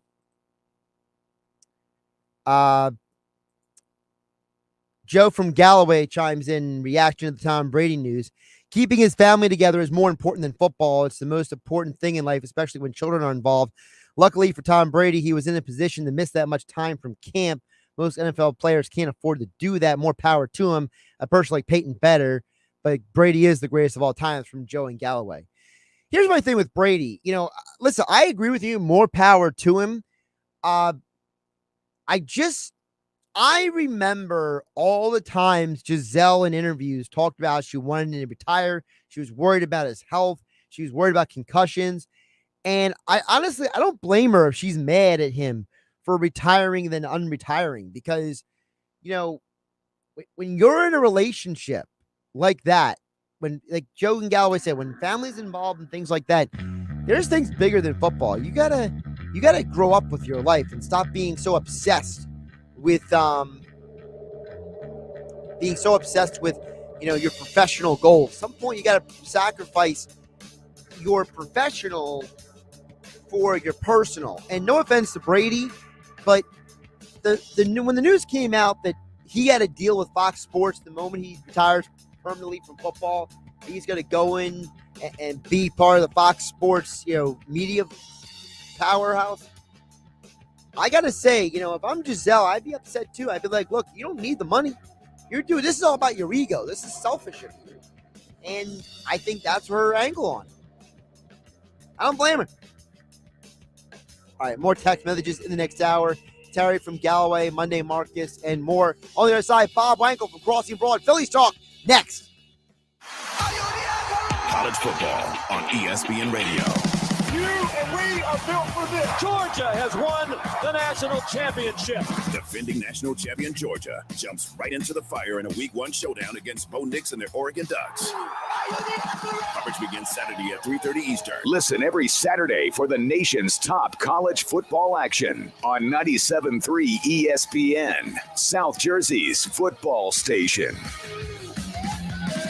New Jersey car owners, with interest rates rising, the current value of your trade is about to plummet. So drive directly to Matt Blatt Nissan, because AJ the Trade Man needs your trade. Oh yeah, it's on at Matt Blatt Nissan. So cash in your vehicle now before it's too late, and drive home in a new Nissan today with 0 down and 0 payments for 90 days and 1.9% financing for 36 months on every new Nissan in stock or en route. Just because you don't see your new Nissan on the lot doesn't mean you can't drive it home tomorrow. New 2022 Nissan Armada. Get $5,000 off MSRP, $61,885, and drive away with peace of mind with Matt Blatt Nissan's 4-day love it or leave it return policy. MattBlattNissan.com. Negative equity will be refinanced into new vehicle. Interest accrues from date of sale. Not all will qualify. MSRP $61,875. VIN N9677-417. Offers can't be combined. Call 877-289-6670 or go to MattBlattNissan.com for complete details. Offer ends 9/4/22. It's on at Matt Blatt Nissan on the Black Horse Pike, Egg Harbor Township. Now, local businesses can get closer to every customer in their city with fast, affordable shipping. Introducing USPS Connect Local. You want speed? We deliver same or next day. You want savings? We give you supplies at a flat rate. You want less legwork? We do free pickups. Move your local business forward with the United States Postal Service. Let's connect at USPSconnect.com/local. Specific markets, restrictions apply. Same day or next day delivery expected, but not guaranteed with entry close to final destination. Get in the zone, AutoZone.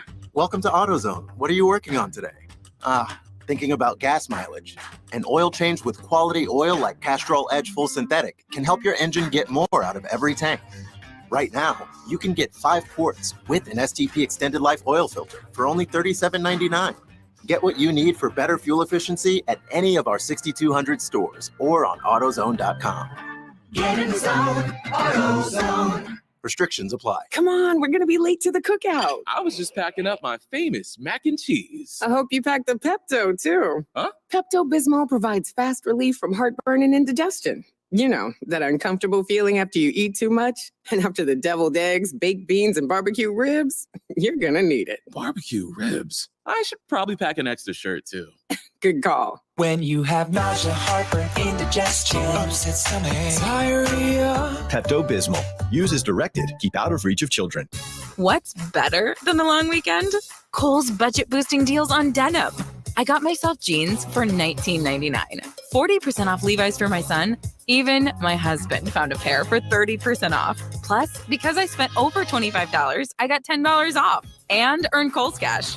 Bonus, pay no taxes in New Jersey stores. More style, more savings. Kohl's. Select styles. Offers end September 5th. Levi's coupons do not apply. Some exclusions apply. See store or Kohl's.com for details. You wash your hands and brush your teeth, but what about your nose? How do you clean your nose? With Navage. Navage pulls saline in one nostril, around the back of the nose, and out the other nostril, flushing out allergens, mucus, dirt, and germs, and it's why nose cleaning is the next evolution in daily personal hygiene. People try Navage for lots of reasons: sinusitis, allergies, snoring, things that make it hard to breathe through your nose. But over time, they also find that cleaning their nose makes them feel better, a lot better. Nearly 3 million Navage users have written more than 100,000 reviews, averaging 4.7 stars, saying things like, best product I've ever used, and amazing, I love my Navage. That's because Navage helps you breathe better, sleep deeper, and snore less. But the biggest payoff is improved health. Here's the key point.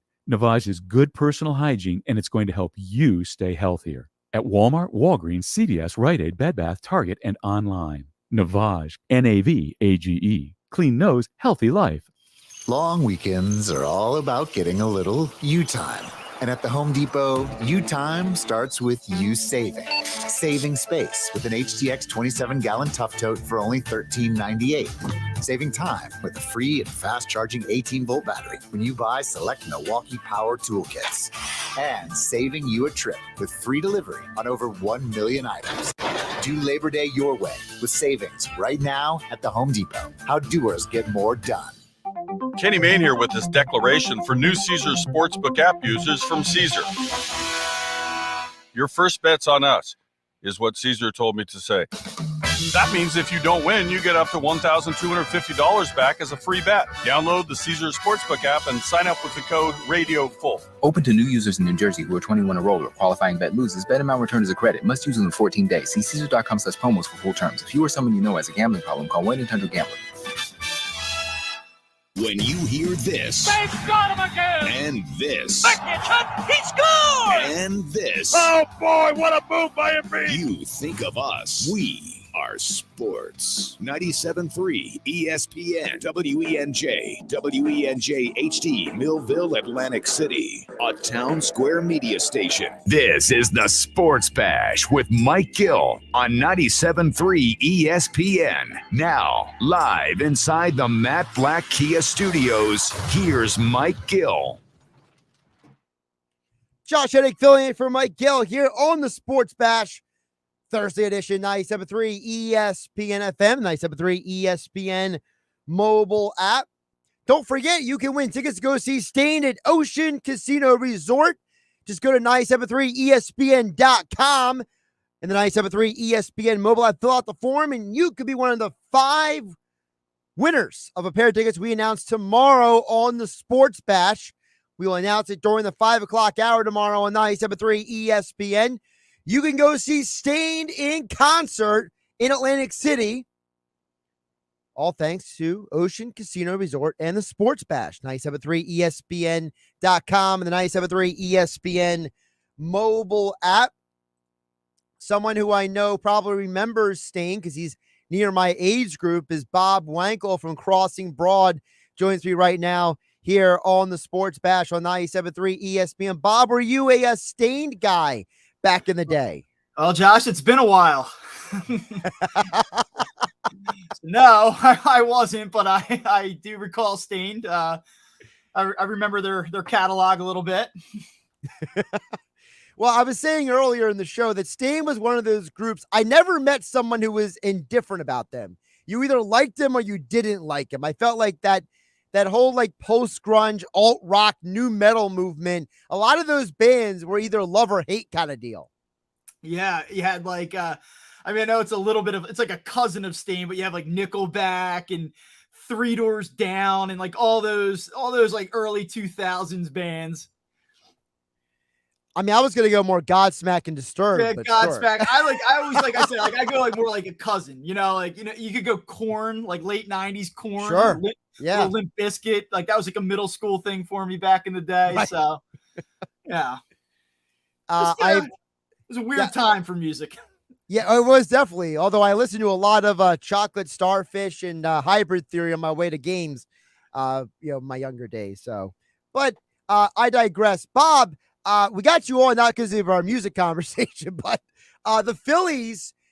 When I initially saved the text to my phone before sending it to you like the night before, I didn't expect the Phillies to score 18 runs. So, what do we do with a team that basically choked away a game on Monday, looked basically lost on Tuesday, and then they have a football score on Wednesday?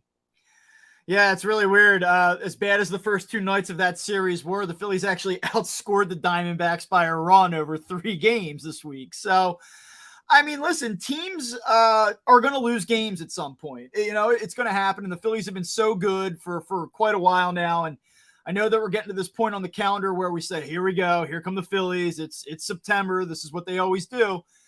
But I think that you have to kind of just take a deep breath and say, all right, not a great series. Everyone keeps talking about how awful the Diamondbacks are. And though they don't have a great record, they actually now have the same record as the San Francisco Giants after 7 straight losses for the Giants now. So, I mean, it's just a team that I think is a flawed team. The Phillies are not a 100-win team. They're not on the level of the Los Angeles Dodgers or the New York Mets even.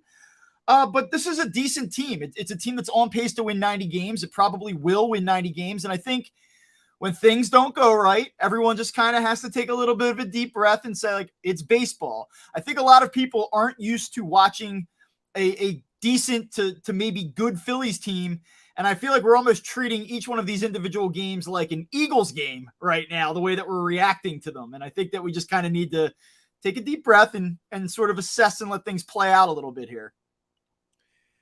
Now, part of that assessment is you're going against the Giants this weekend, though, Bob. I mean, you had a 3-game losing streak to the Pirates and the Diamondbacks. And for, the regular Philly fan, they're pulling their hair out, right? Yeah. Now you go into a series. You're going to face Rondon this weekend. The one game was on Apple TV. You know how the Philly fans hate that stuff. So, this is turning out to be a very strange stretch of games for the Phillies.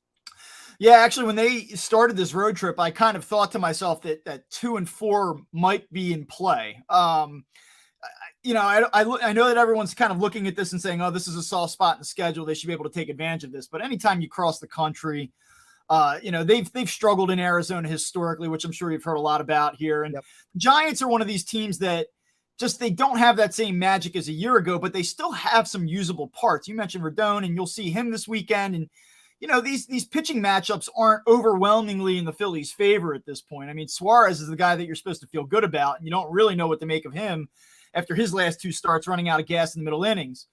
One thing I will say to put this into perspective, though, you talk about a 3-game losing streak to the Pirates and, obviously to the Diamondbacks this week. Over the last 10 games, the Phillies are 7-3. And I tweeted this out this morning.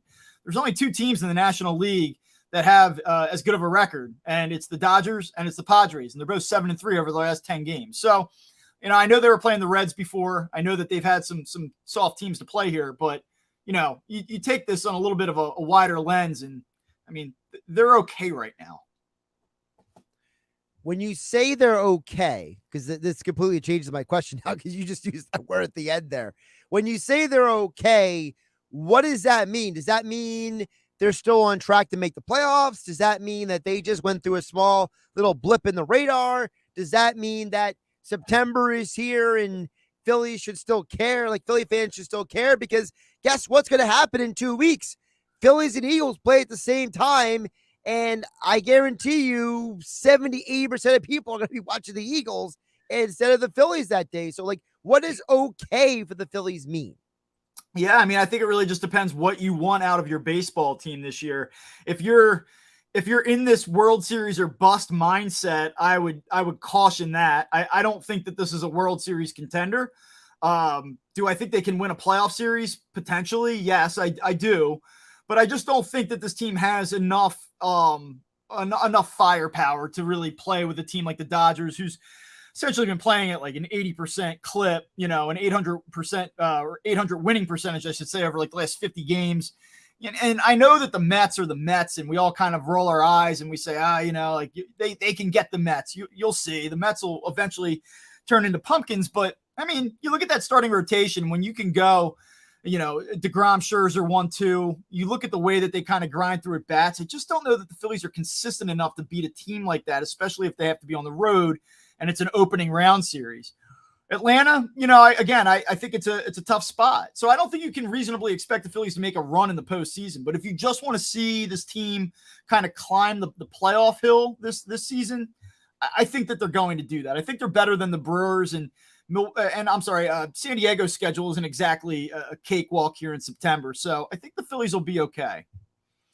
Bob Wankel covers the Phillies for Crossing Broad. You can check out all of his coverage of the Phillies over at crossingbroad.com, at Bob Wankel CB on Twitter.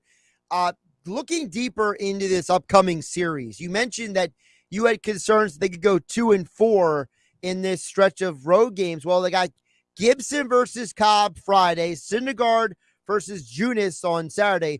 Talk about two pitchers who are Jekyll and Hyde right there. And then Suarez versus Rendon on Sunday. I mean, are we talking 1-2 against the Giants here? Do you think 2-1 is a possibility? Yeah, I think that this is probably, one of these teams is going to win 2 out of 3. And it could probably be a coin flip. I mean, it's hard to predict baseball based off of pitching matchups. You truly don't know. But I don't think that this is a series, if anybody going in and saying, wow, the Giants have been terrible lately, the Phillies are just going to kind of roll over them. I would not expect that. San Francisco is a tough place to play. They still have a decent team there. The starting pitching is fairly solid, and they'll see decent pitching this weekend. So, they're going to have to play good baseball to get out of there with a series win. And I would just say, looking at this, and I think this is kind of where I'm at, you just have to make sure that the wheels don't fall off. Like, what you can't have happen if you're the Phillies is go 1-5 on a road trip. I know we're talking about one game, but 2-4 is a lot different than 1-5. They come out of this and they get a series win and they split 6 games. I think that you take that, obviously. The one thing I'll say is that the Giants were a team that was just lingering around in this playoff hunt. I mean, they were just on the fringe, and if they could rip off 5 or 6 in a row here, maybe they inch back into the picture, and what they've done is just gone the completely opposite way. And I think it's pretty clear right now that this team's not making the postseason. So that's one advantage the Phillies have going into this series, is that the Giants are dead. I'm sure a lot of Gabe Kapler haters will be happy about that. Nick Castellanos, Bob, 26 games in the month of August. He had 300, 5 home runs, 12 RBIs, but he's missed the last few games with what I understand is turf toe. So how concerned should Philly fans be that arguably one of their hottest hitters for the month of August has been out of the lineup, and it's kind of like his return is TBD? Yeah, Rob Thompson before the series finale against the Diamondbacks, or in the beginning, just kind of said, listen, it's a day-to-day thing. I would expect that we will probably see him this weekend at some point. So I think right now what you're looking at is an injury that causes discomfort, but it's not something that I think is going to table him for another 2 weeks. I think that right now they're just trying to give him an ability to be off his feet for a couple days, see if that helps. And to be perfectly honest with you, I don't think he's going to be sidelined even if it doesn't help. Like, I think he sits a couple days, and if it's still bothering him, he's just going to say, all right, well, the heck with it. This is what it is. I have to go out there and play. He's a tough guy by nature. I don't expect to see him out of the lineup much longer.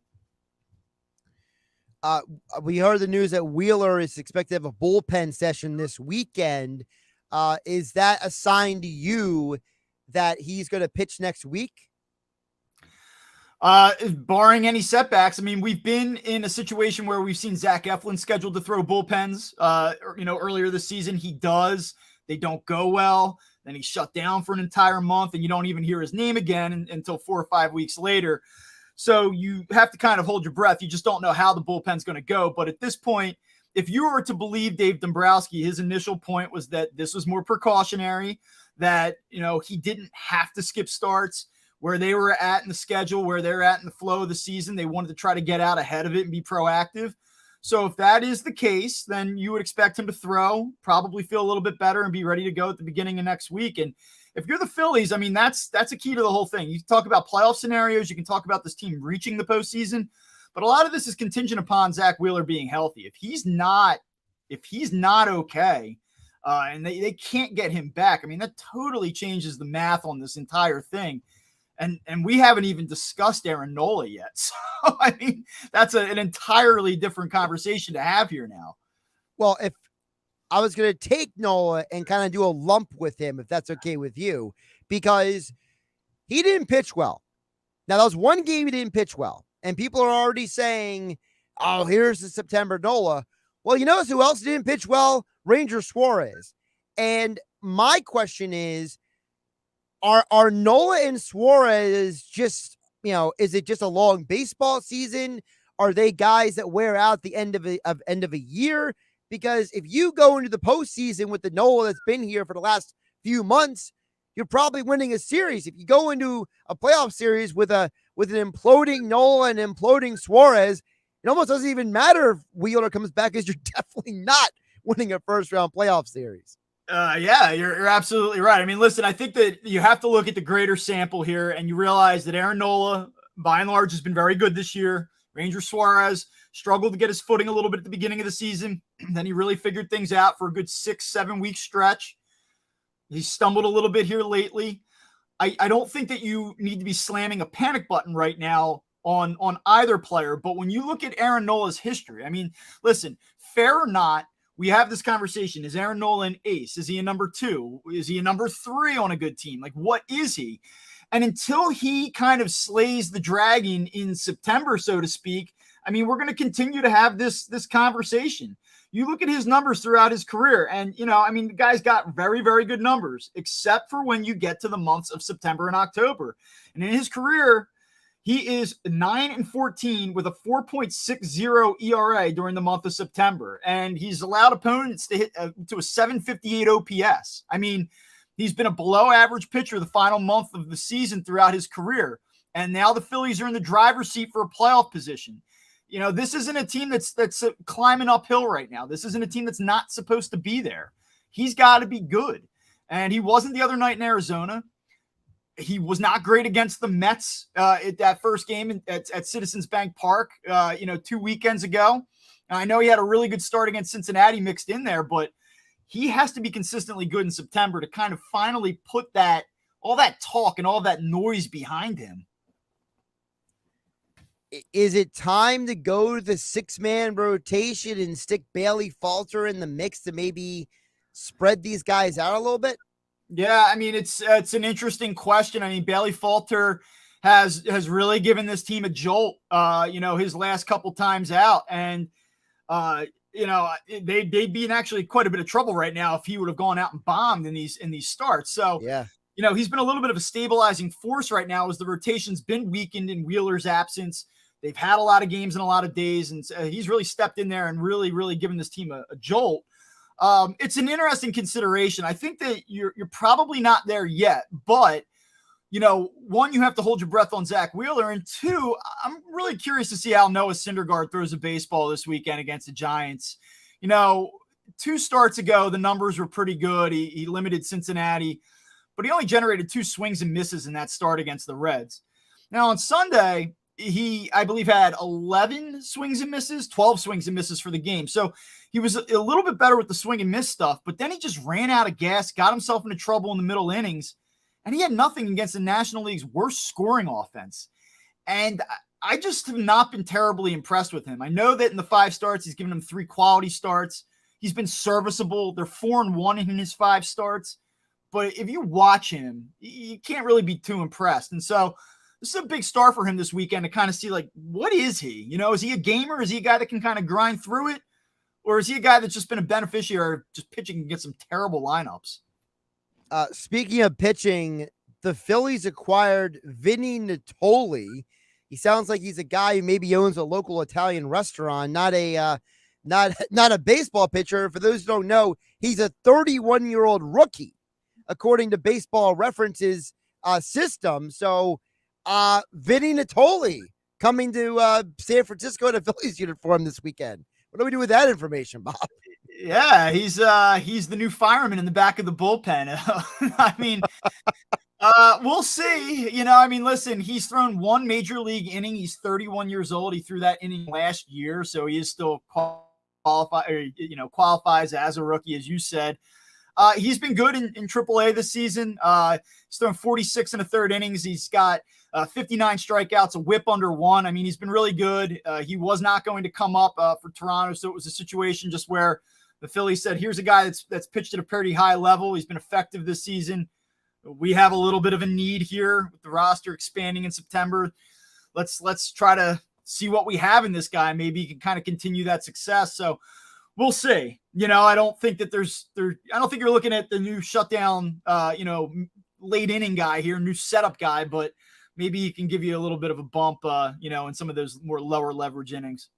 I will criticize him that on his Twitter account, Bob, he was able to update his picture to be a Phillies picture, but the guy hasn't tweeted anything since 2021. So it's like you can go on your Twitter and update your picture, but you can't tweet anything since 2021. Like, what's going on here? Yeah, there's not a lot going on in that Twitter feed. I'm bringing it up as we're talking. He does like an occasional tweet, though. So I do see that he has a couple likes over the last few months. That's about it. So, hey, listen, social media is not for everybody. Not everyone needs to have every single one of their thoughts heard, or seen, I guess I should say. But, he has a couple good starts or a couple good appearances for the Phillies here in September, and watch that Twitter following grow. I think he's at like 1,500 right now. He'll be up into the 10,000s in no time. I feel like this Vinny Vitoli would be a great article for crossingbroad.com. I'm just saying. Yeah, we'll see. We'll see what he does the first couple times he gets out there, and then I'm sure somebody will have fun with it. Bob, before I let you go, Bob Wankel from Crossing Broad covers the Phillies, joins Mike Gill throughout the baseball season here on the Sports Bash on 97.3 ESPN. Josh Hennig filling in for Mike Gill. Bob, I'll ask you this. We mentioned a little bit earlier, so I'm going to backtrack to it now. You mentioned the Phillies are 7-3 in their last 10. We see that the Dodgers and the Mets are playing right now. We know the Braves have had their hot streaks this year.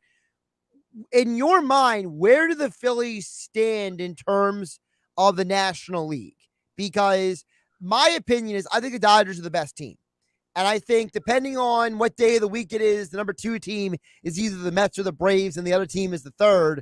So where do the Phillies fall in after what I consider the top 3 teams in the National League? Yeah, I'm with you. I think that the Phillies probably slot in really as the 4th or 5th best team when they're firing on all cylinders. And I know that right now they're not playing great baseball, so it's kind of hard to say this, but I would just make the argument that no, they are probably behind the Dodgers, the Mets, and the Braves. So I'm in agreement there. But on any given day, can they be the 4th best team? And I think so. Like, can they be better than the Cardinals? Sure. Like, we've seen them play the Cardinals pretty well this season. Can they be better than the Brewers? Like, the Brewers don't hit, and they've had some pitching problems here in recent weeks. Now, they've heated up a little bit recently. But after that, you look at San Diego and Fernando Tatis Jr. not coming back. Like, that was the whole thing. You go in and you bring Juan Soto, and here comes Tatis, and he's back. And, well, what a great team this is. But I feel like some of the air came out of the balloon when he was suspended. So I kind of just think that the Phillies and the Padres and the Cardinals are all sort of in that similar tier. You know how it is, and I don't want to, be Captain Obvious, but I'll put the disclaimer on it. Baseball is strange. You get into a short series, you got a couple guys that can throw the ball well.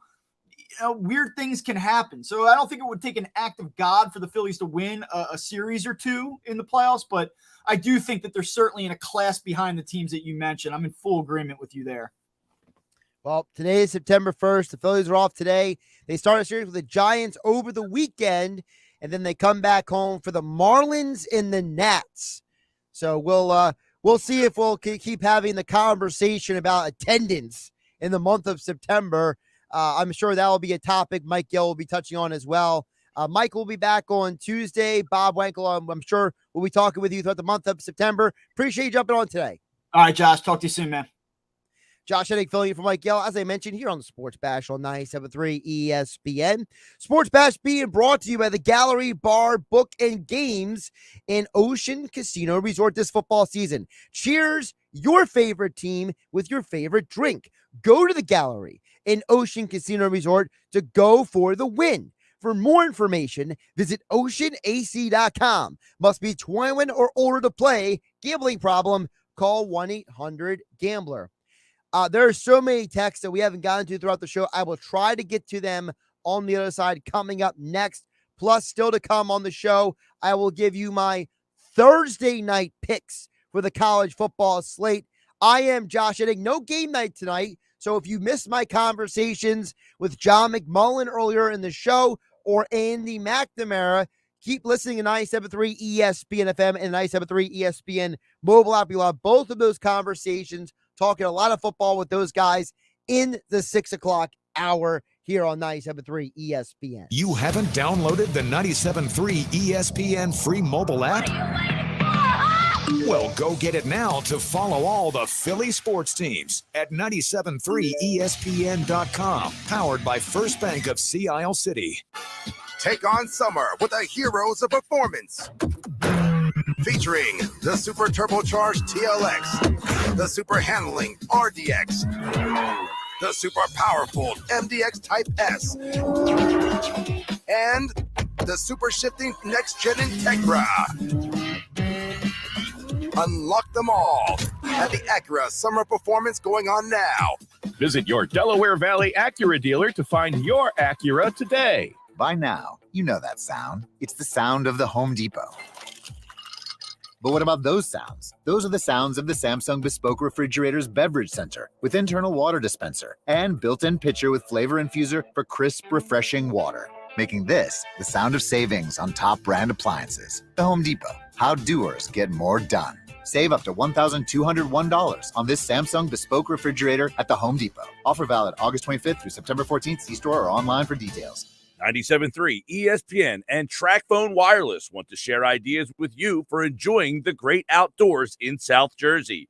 Here are some popular outdoor ideas this spring. How about taking a walk on the Ocean City, Atlantic City, or Wildwood boardwalks? Or check out the perfect place to watch a sunset. How about the Point in Longport or the Cove in Brigantine? Brought to you by TracFone Wireless. Now you're in control. This is a special alert to all Americans who own a vehicle with less than 200,000 miles with an auto warranty about to expire or with no warranty coverage at all. Due to a decline in the economy, CarShield is announcing a low-cost month-to-month vehicle protection plan that is now available to the public to save any driver out-of-pocket expenses on future auto repairs. Call now to find out how you can pay almost nothing for covered auto repairs. Yes, you heard that correctly. Pay almost nothing for covered auto repairs. An open phone line has been established for all drivers to call for a free quick quote. Call 800-341-8735 now. Drivers who are covered will not have to pay for covered repairs again. This protection plan is at an all-time low. Additionally, drivers who activate this vehicle protection today will also receive free roadside assistance, free towing, and car rental options at no additional cost. Call us for your free quick quote today. 800-341-8735. That's 800-341-8735. What do you have to lose? Call 800-341-8735.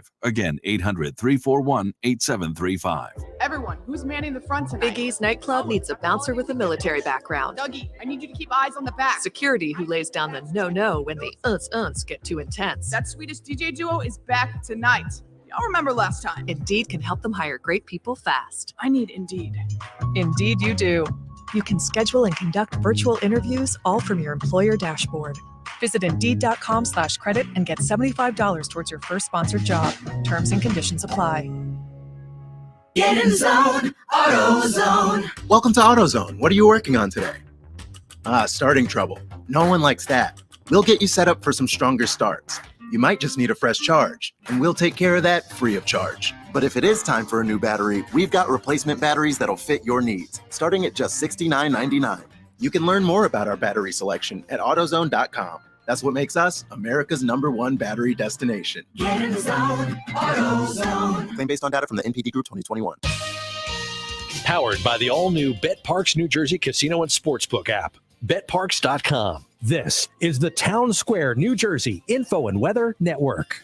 With South Jersey information you need to know, I'm Vin Avenue. A Camden man has been sentenced to 3 years in prison for killing his girlfriend's puppy.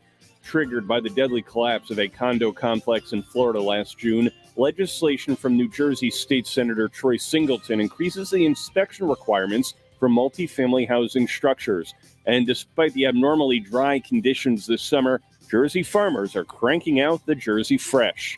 Get more South Jersey information right now on our app. Your forecast is next. Could your favorite casino app be even better and faster than before? You bet, because the all-new BetParks app has been built around what you really want. Easier sign-up, better gameplay, and faster withdrawals, and all the slots and table games you love. Plus, make your first deposit and get a 100% match up to $750 and an additional 500 free spins. So, are all of your favorite games just a tap away? You bet. BetParks. Gambling problem? Call 1-800-GAMBLER. Terms and conditions apply. Pennsylvania, New Jersey only. From the Town Square, New Jersey Info and Weather Network, I'm Chris Coleman for Chief Meteorologist Dan Zarrow. It looks like you'll be able to give your air conditioner a rest tonight as we drop down to 59 under clear skies with low humidity. Tomorrow, just as nice with an onshore breeze, sunshine, and 83. Partly sunny for Saturday with a high of 84. Humidity returns for Sunday, and then a chance of thunderstorms on Monday, but not a washout. Get weather 24/7 wherever you are. Download our free mobile app today.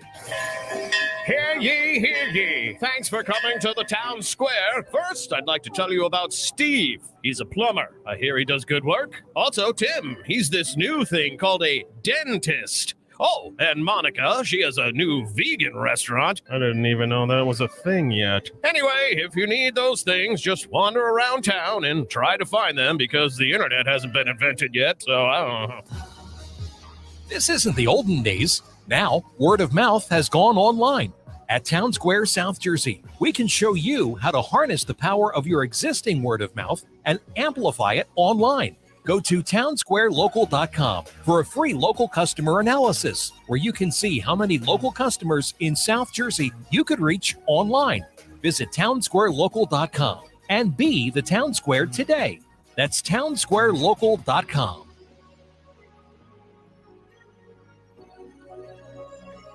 Now, back to the Sports Bash on 97.3 ESPN. Josh Hennig here on the Sports Bash, filling in for Mike Gill here on a Thursday, 5:31, 97.3 ESPN FM and 97.3 ESPN mobile app powered by First Bank of Sea Isle. Just to get you guys up to date if you missed anything earlier in the show, the Eagles have claimed Trey Sermon off of waivers from the 49ers, according to Adam Schefter of ESPN. The Eagles were trying to acquire the big running back, but instead they claimed him off waivers. He will take Jalen Reagor's spot on the roster since the Eagles had an open roster spot in the aftermath of Reagor's trade. So now the Eagles have 4 running backs on the active roster, 2 running backs on the practice squad. That'd be Kenny Brooks and the Michael P. Ryan. I mentioned this earlier in the show that Trey Sermon is now another player that Jalen Hurts has either played with at some point or knows personally. Remember, they've traded for A.J. Brown. They drafted Devonta Smith. Kennedy Brooks and Trey Sermon were both with Jalen Hurts at Oklahoma in 2019. So this is getting a little ridiculous. Like, listen, I'm not against Trey Sermon picking him up. I think that he has a value potentially for this team. But, I mean, this is insane. Like, do you need this many guys you play with one guy? I just don't get it. So Trey Sermon is now a Philadelphia Eagle. So you got that going for you. This is now the second big back they've brought in. So this kind of answers some of the questions that we were having in the 2 and 3 o'clock hours with the running back position. I told you guys earlier in the show, look, I don't believe in Miles Sanders long term. I need to see him on the field for 14 to 17 games and produce more than he did last year. And if bringing all these running backs is any sign, I think it's a sign that the Eagles know they need more. And the question was asked by you guys listening earlier in the show. You know, one listener asked, what about Jordan Howard? Well, it looks like the Eagles are replacing Jordan Howard with two younger power backs in P. Ryan and Sermon. And someone else asked, he's like, you know, will we ever pick up a power back like Blunt again? I don't know if it's going to be like Blunt. I mean, Blunt was what, 250 pounds? Running back, 240, 250? You know, I don't think Sermon and P. Ryan are that big of power backs, but I think the fact that they're both thicker and stronger and better in between the tackles than any of the guys they already have, whether it be Miles Sanders, whether it be Boston Scott, whether it be Kenny Gainwell, it's always good to have different players on the roster. So, you know, I think that there you got that going for you, you know? So that's the Eagles news that happened earlier today. Also, the national NBA news, Donovan Mitchell is now a Cleveland Cavalier. The Eastern Conference just got a lot more interesting. The two things I took away from that trade are, one, I got to give the Jazz a lot of credit. They did not just give up Mitchell for anything. They got Colin Sexton. They got Lauri Markkanen. They got some good players in return, and they got 3 unprotected first-round picks along with 2 pick swaps in this deal. So I'm thinking that, you know, the Jazz might have gotten off just as well with this trade than the Cavs did. I think the Cavs got a bona fide superstar caliber player to pair alongside Darius Garland and Jared Allen and Evan Mobley. They got a great young team over there. And I think the Jazz did a great job at hitting that reset button and getting some legitimate young players like Sexton and Lauri Markkanen on top of having Taylor Horton Tucker from the Pat Beverly trade with the Lakers and all the pieces they got in the trade for Gobert. I think the Jazz have done very well for themselves this offseason. So, you know, I think you got 2 teams that are winners in this trade. It's very rare you have 2 winners in a deal, and I genuinely think the Jazz and Cavs are both winning in this deal. Now, the real question is Donovan Mitchell, is he a guy that's going to be willing to sign in Cleveland long term? Is he a guy that looks at Cleveland and says, I want to be here long term? We're going to find out. So, look, you got those 2 stories going on right now. So that's the latest big picture news with the Eagles and the NBA so far today. So get over to the text board. 609-403-0973 is text. We had a bunch of texts that came in throughout the show. I haven't gotten to all of them, so I want to try to get to some of them now. Texter chimes in about the Phillies. Talk with Bob Wankel. Says, yeah, of course we could take something away from the Phillies series with the Arizona. We won the run differential 28-27. That was the goal going into the last game. LOL. Look, you know, I don't hate the Phillies. I'm not the kind of person who likes to dump on a team, but I got to tell you guys, I'm not a fan of how they've been handling their business. I think that for a team that's going to the postseason, they can't have these kind of games. They can't have a situation where you lose 3 straight on the road, because what you're doing is you're giving the fans an excuse to not care about you. Look, I had a buddy of mine, him and I went to high school together. If he's listening, he knows I'm talking about him right now. And he was texting me the other night, and he was like, man, I can't take this anymore. I'll listen to you and Mike Gill tomorrow recap this Phillies game, talking about the Aaron Nola debacle. And he said he couldn't believe what happened with Ranger Suarez on Monday. And the problem is that I think a lot more fans are like the texter who just texted in the sarcasm and my buddy from high school, is that, look, you are a fan. You want to root for your team. You want to cheer for your team.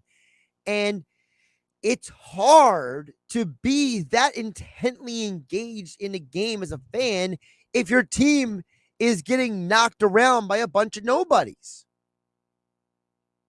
Look, you look at what's going on tonight, all right? I love college football. We're going to have the Penn State-Purdue game tonight here on 97.3 ESPN. I know Mike Gill is going to be, locked in to that WVU Pitt game, the backyard brawl. But I guarantee you, if at any point in that game tonight that WVU is down 35-7 or up 35-7, I guarantee you Mike Gill is going to flip over to the Penn State game, because at some point, you as a fan are going to disengage from your team if they're playing badly. And if they're playing well, you'll just put it in the can like you thought the Phillies were on Monday night.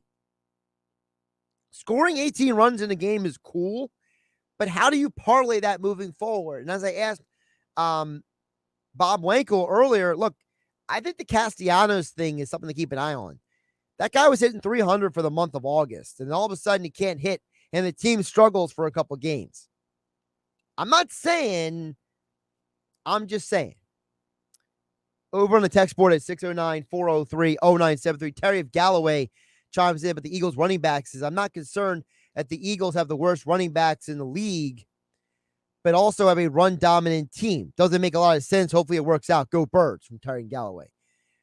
I don't know if the Eagles are the worst running backs in the league. I'd have to go team by team to see if, how close they are to the bottom of the bin. I think the problem for the Eagles is that they're quote-unquote number one back, Terry and Galloway. The number one running back is a guy who can't stay healthy, and the team doesn't seem to show a lot of confidence in him. So I don't know if it's that they have the worst running backs. I think they just have a team that doesn't have great running backs. They don't have a Jonathan Taylor. They don't have a Nick Chubb. They don't have a Zeke Elliott. They don't have a Saquon Barkley. They don't have a Christian McCaffrey.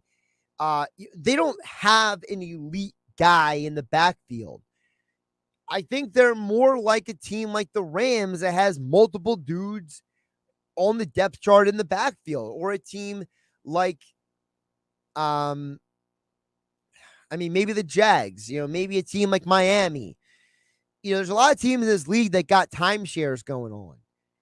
Just because you don't have Dalvin Cook back there doesn't mean you have the worst running backs in the league. And I think the answer to your question, Terry Galloway, is you say it doesn't make sense how they could be a run-dominant team. Well, they're a run-dominant team last year because they have one of the best offensive lines in the NFL, and they still have that group up there this year. I think that a very good offensive line on any team, you look at the 49ers for years, churning out random dudes left and right with Kyle Shanahan. Well, Mike Shanahan did for years in Denver, then later Washington. You can take an average running back and make him good if you have a really good offensive line. You can take a good running back and make him great if you have a good offensive line, the great offensive line. You could have a below average running back and make him average if you have a good offensive line. So I think that's what the answer is, Terry. I think the Eagles are banking on their offensive line making up for the lack of high-level talent at the running back position. They don't have elite talent, but they have good talent. And I think that they're hoping that the offensive line can make up for that and they can spend money on other areas. I think the Eagles, if we had to, put them in a room and inject truth serum into them, I think Howie Roseman would tell you that he thinks it's money more well spent on the offensive line and at wide receiver and on defensive line than it is at running back. And I think that's the way the Eagles look at it. Monday Marcus chimes in and says, "What's up, Josh? My question for the Birds is wondering, is it too much hype coming into the season? Like, I love many, if not all, the moves Howie Roseman has made, and not staying stagnant with the fact that this team made the playoffs last year. Howie is invested in just about all the positions of need, and hopefully he reminds the coach what the strengths of his units are to maximize what they do in the field. But many experts are picking the Eagles to win the division." Monday Marcus goes on to say the one thing besides the obvious talent now is there had not been a repeat division winner. I'll expect the wins to pile up on the field if the team lives up to off-field acquisition expectations. It's Monday Marcus on the text board. Yeah, look, here's what I would say. There is a lot of hype around this team. But what did you expect there to be? And I'm not saying you, Monday Marcus. I mean all the listeners out there. Look, you bring in Hassan Reddick. You draft two guys from the national championship defense and Nakobe Dean and Jordan Davis. You trade for A.J. Brown, one of the better wide receivers in the NFL. If he's not top 10, he's at worst top 15 type talent in this league. You got Dallas Goedert out there. You got arguably one of the best offensive lines in the NFL. You replaced Steven Nelson, who was cringeworthy at times for the team last year, and replaced him with James Bradbury. That's a major upgrade. You have arguably the best caliber talent at safety you've had in a while in CJ Gardner-Johnson. You have a lot of talent on this team. So from my perspective, I would turn around Monday Marcus and say, look, the hype is legitimate. Doesn't mean you're going to live up to the hype, but, on paper, teams like the Eagles and the Chargers and the 49ers and the Rams and the Dolphins and the Panthers are all, and the Vikings, by the way, are all supposed to be playoff caliber teams on paper. Now, we'll see what happens. Look, people have questions about Jalen Hurts. Well, there are questions about Tua down there in Miami. There are questions about Trey Lance out there in San Francisco. There are questions about, are the Chargers, did they upgrade their secondary enough? Did they upgrade their offensive line enough to help Justin Herbert take that next step with this team to the postseason? There are questions about Minnesota with a new head coach. Can he turn Kirk Cousins into that next tier quarterback, or Kirk Cousins just continue to be a stat compiler? I think that there's a lot of hype around a lot of teams, and as it happens every year, I can promise you two things. There will be a team that there's hype about who's going to completely hit the wall and fall apart, and that's usually because of injuries. And there's always a team that does better than they did last year. There's always that team that goes from worst to first, right? I don't know who that team is because, frankly, when I look at the 2021 NFL season, I don't see a lot of candidates for teams that were garbage last year to make the postseason this year. I'm not saying it's impossible because we see it every year, but frankly, the only team that was garbage last year that can make a huge step this year is probably the Broncos, because they have Russell Wilson, who just signed a massive contract extension with Denver. I mean, the Ravens were 8-9, but so were the Browns last year. So you can make an argument if either one of them were to win the division. That's the worst of first scenario.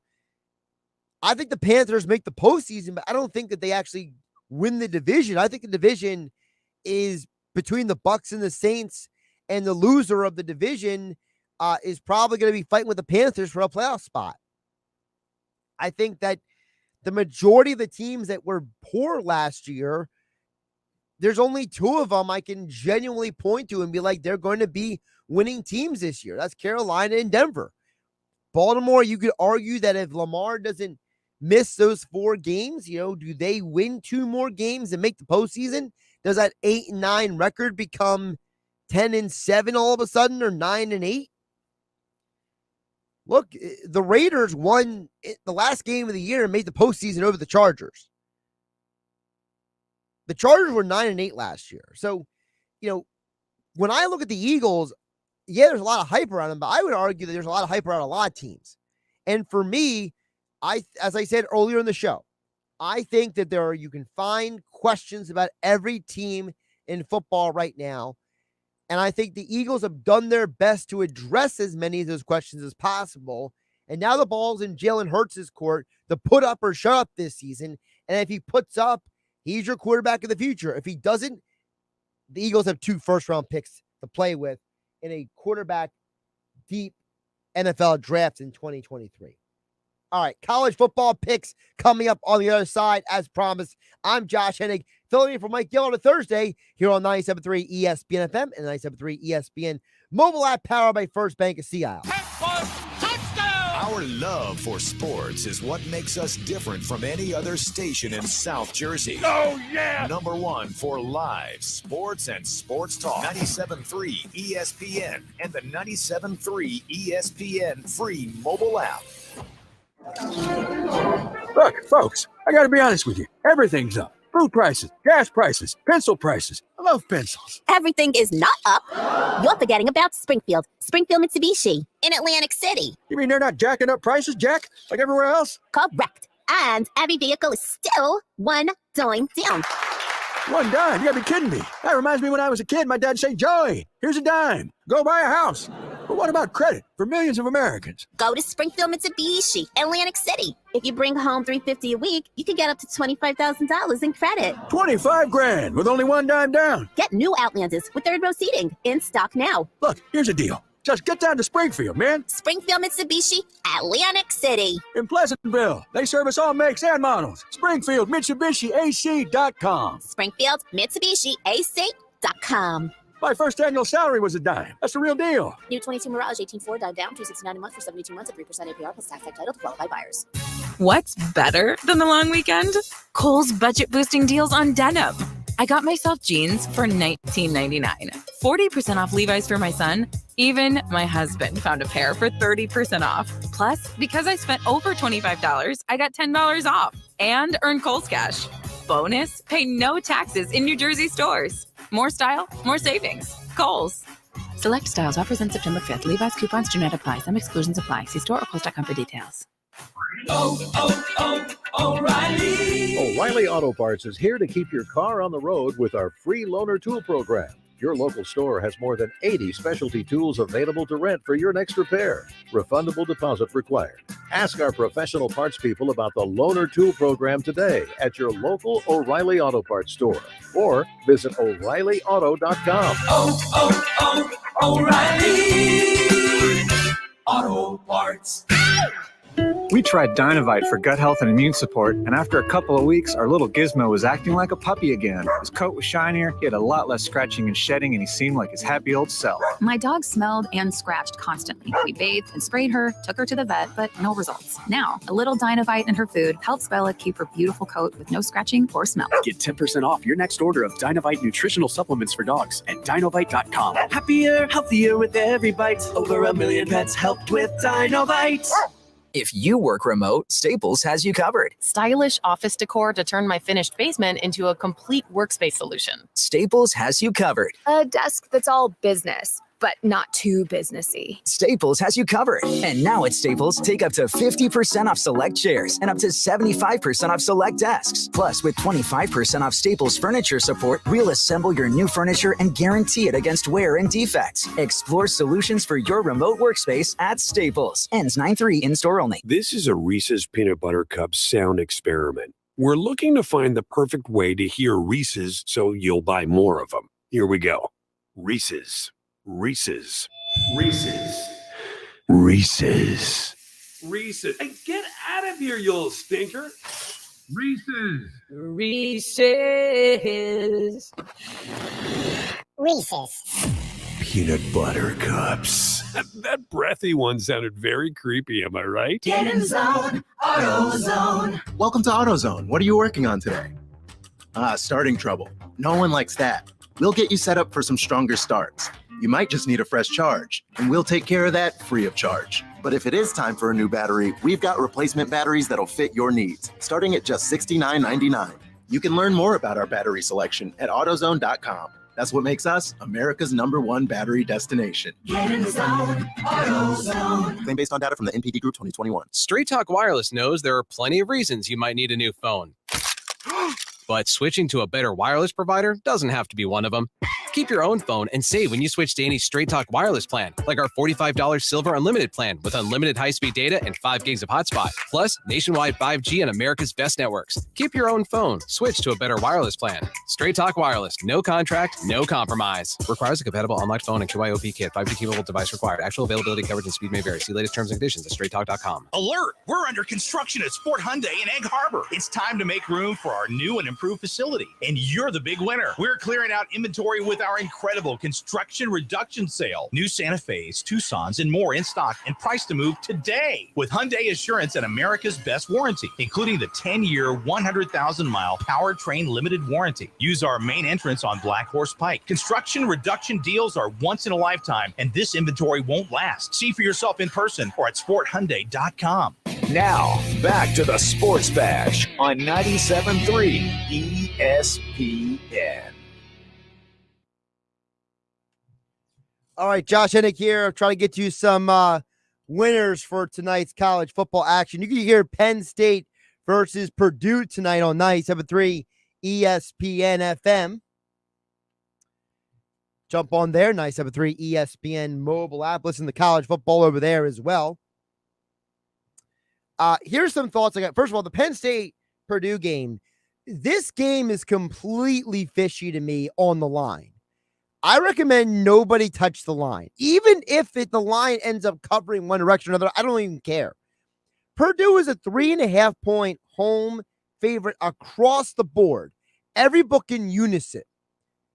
That always makes me concerned. I talked about this with the sportsbook consigliere Dave Sherapan from Vegas earlier this week. Anytime there's that much uniformity about a team that lost their two best offensive weapons from last year, and you're only a 3.5-point dog at home against a Penn State team that's supposed to be returning a lot of talent. Now, my play on that is under 53.5. If you think it's going to be a close game, odds makers between Penn State and Purdue, that means there's not going to be a lot of scoring in it. The game I think that will be a lot of scoring, WVU versus Pitt. You got JT Daniels and Keaton Slovis making their debut in this game. There's a lot of public money that came in on the under in this game. People think it's because it's a backyard brawl means it's going to be a low-scoring game. I think it's going to be a shootout. I think these two quarterbacks are auditioning for the NFL draft. Also, give me Michigan State minus 20.5 at home. Come on. Western Michigan, Ball State, plus 35.5 at Tennessee. Have a great night, everybody. It's been a long offseason, but the wait is almost over. Hell yeah! The Eagles and NFL are back. It's football time! Listen all season long to Philadelphia Eagles and NFL football on your exclusive home for the NFL in South Jersey. And it is go! This is 97.3 ESPN, South Jersey's football station.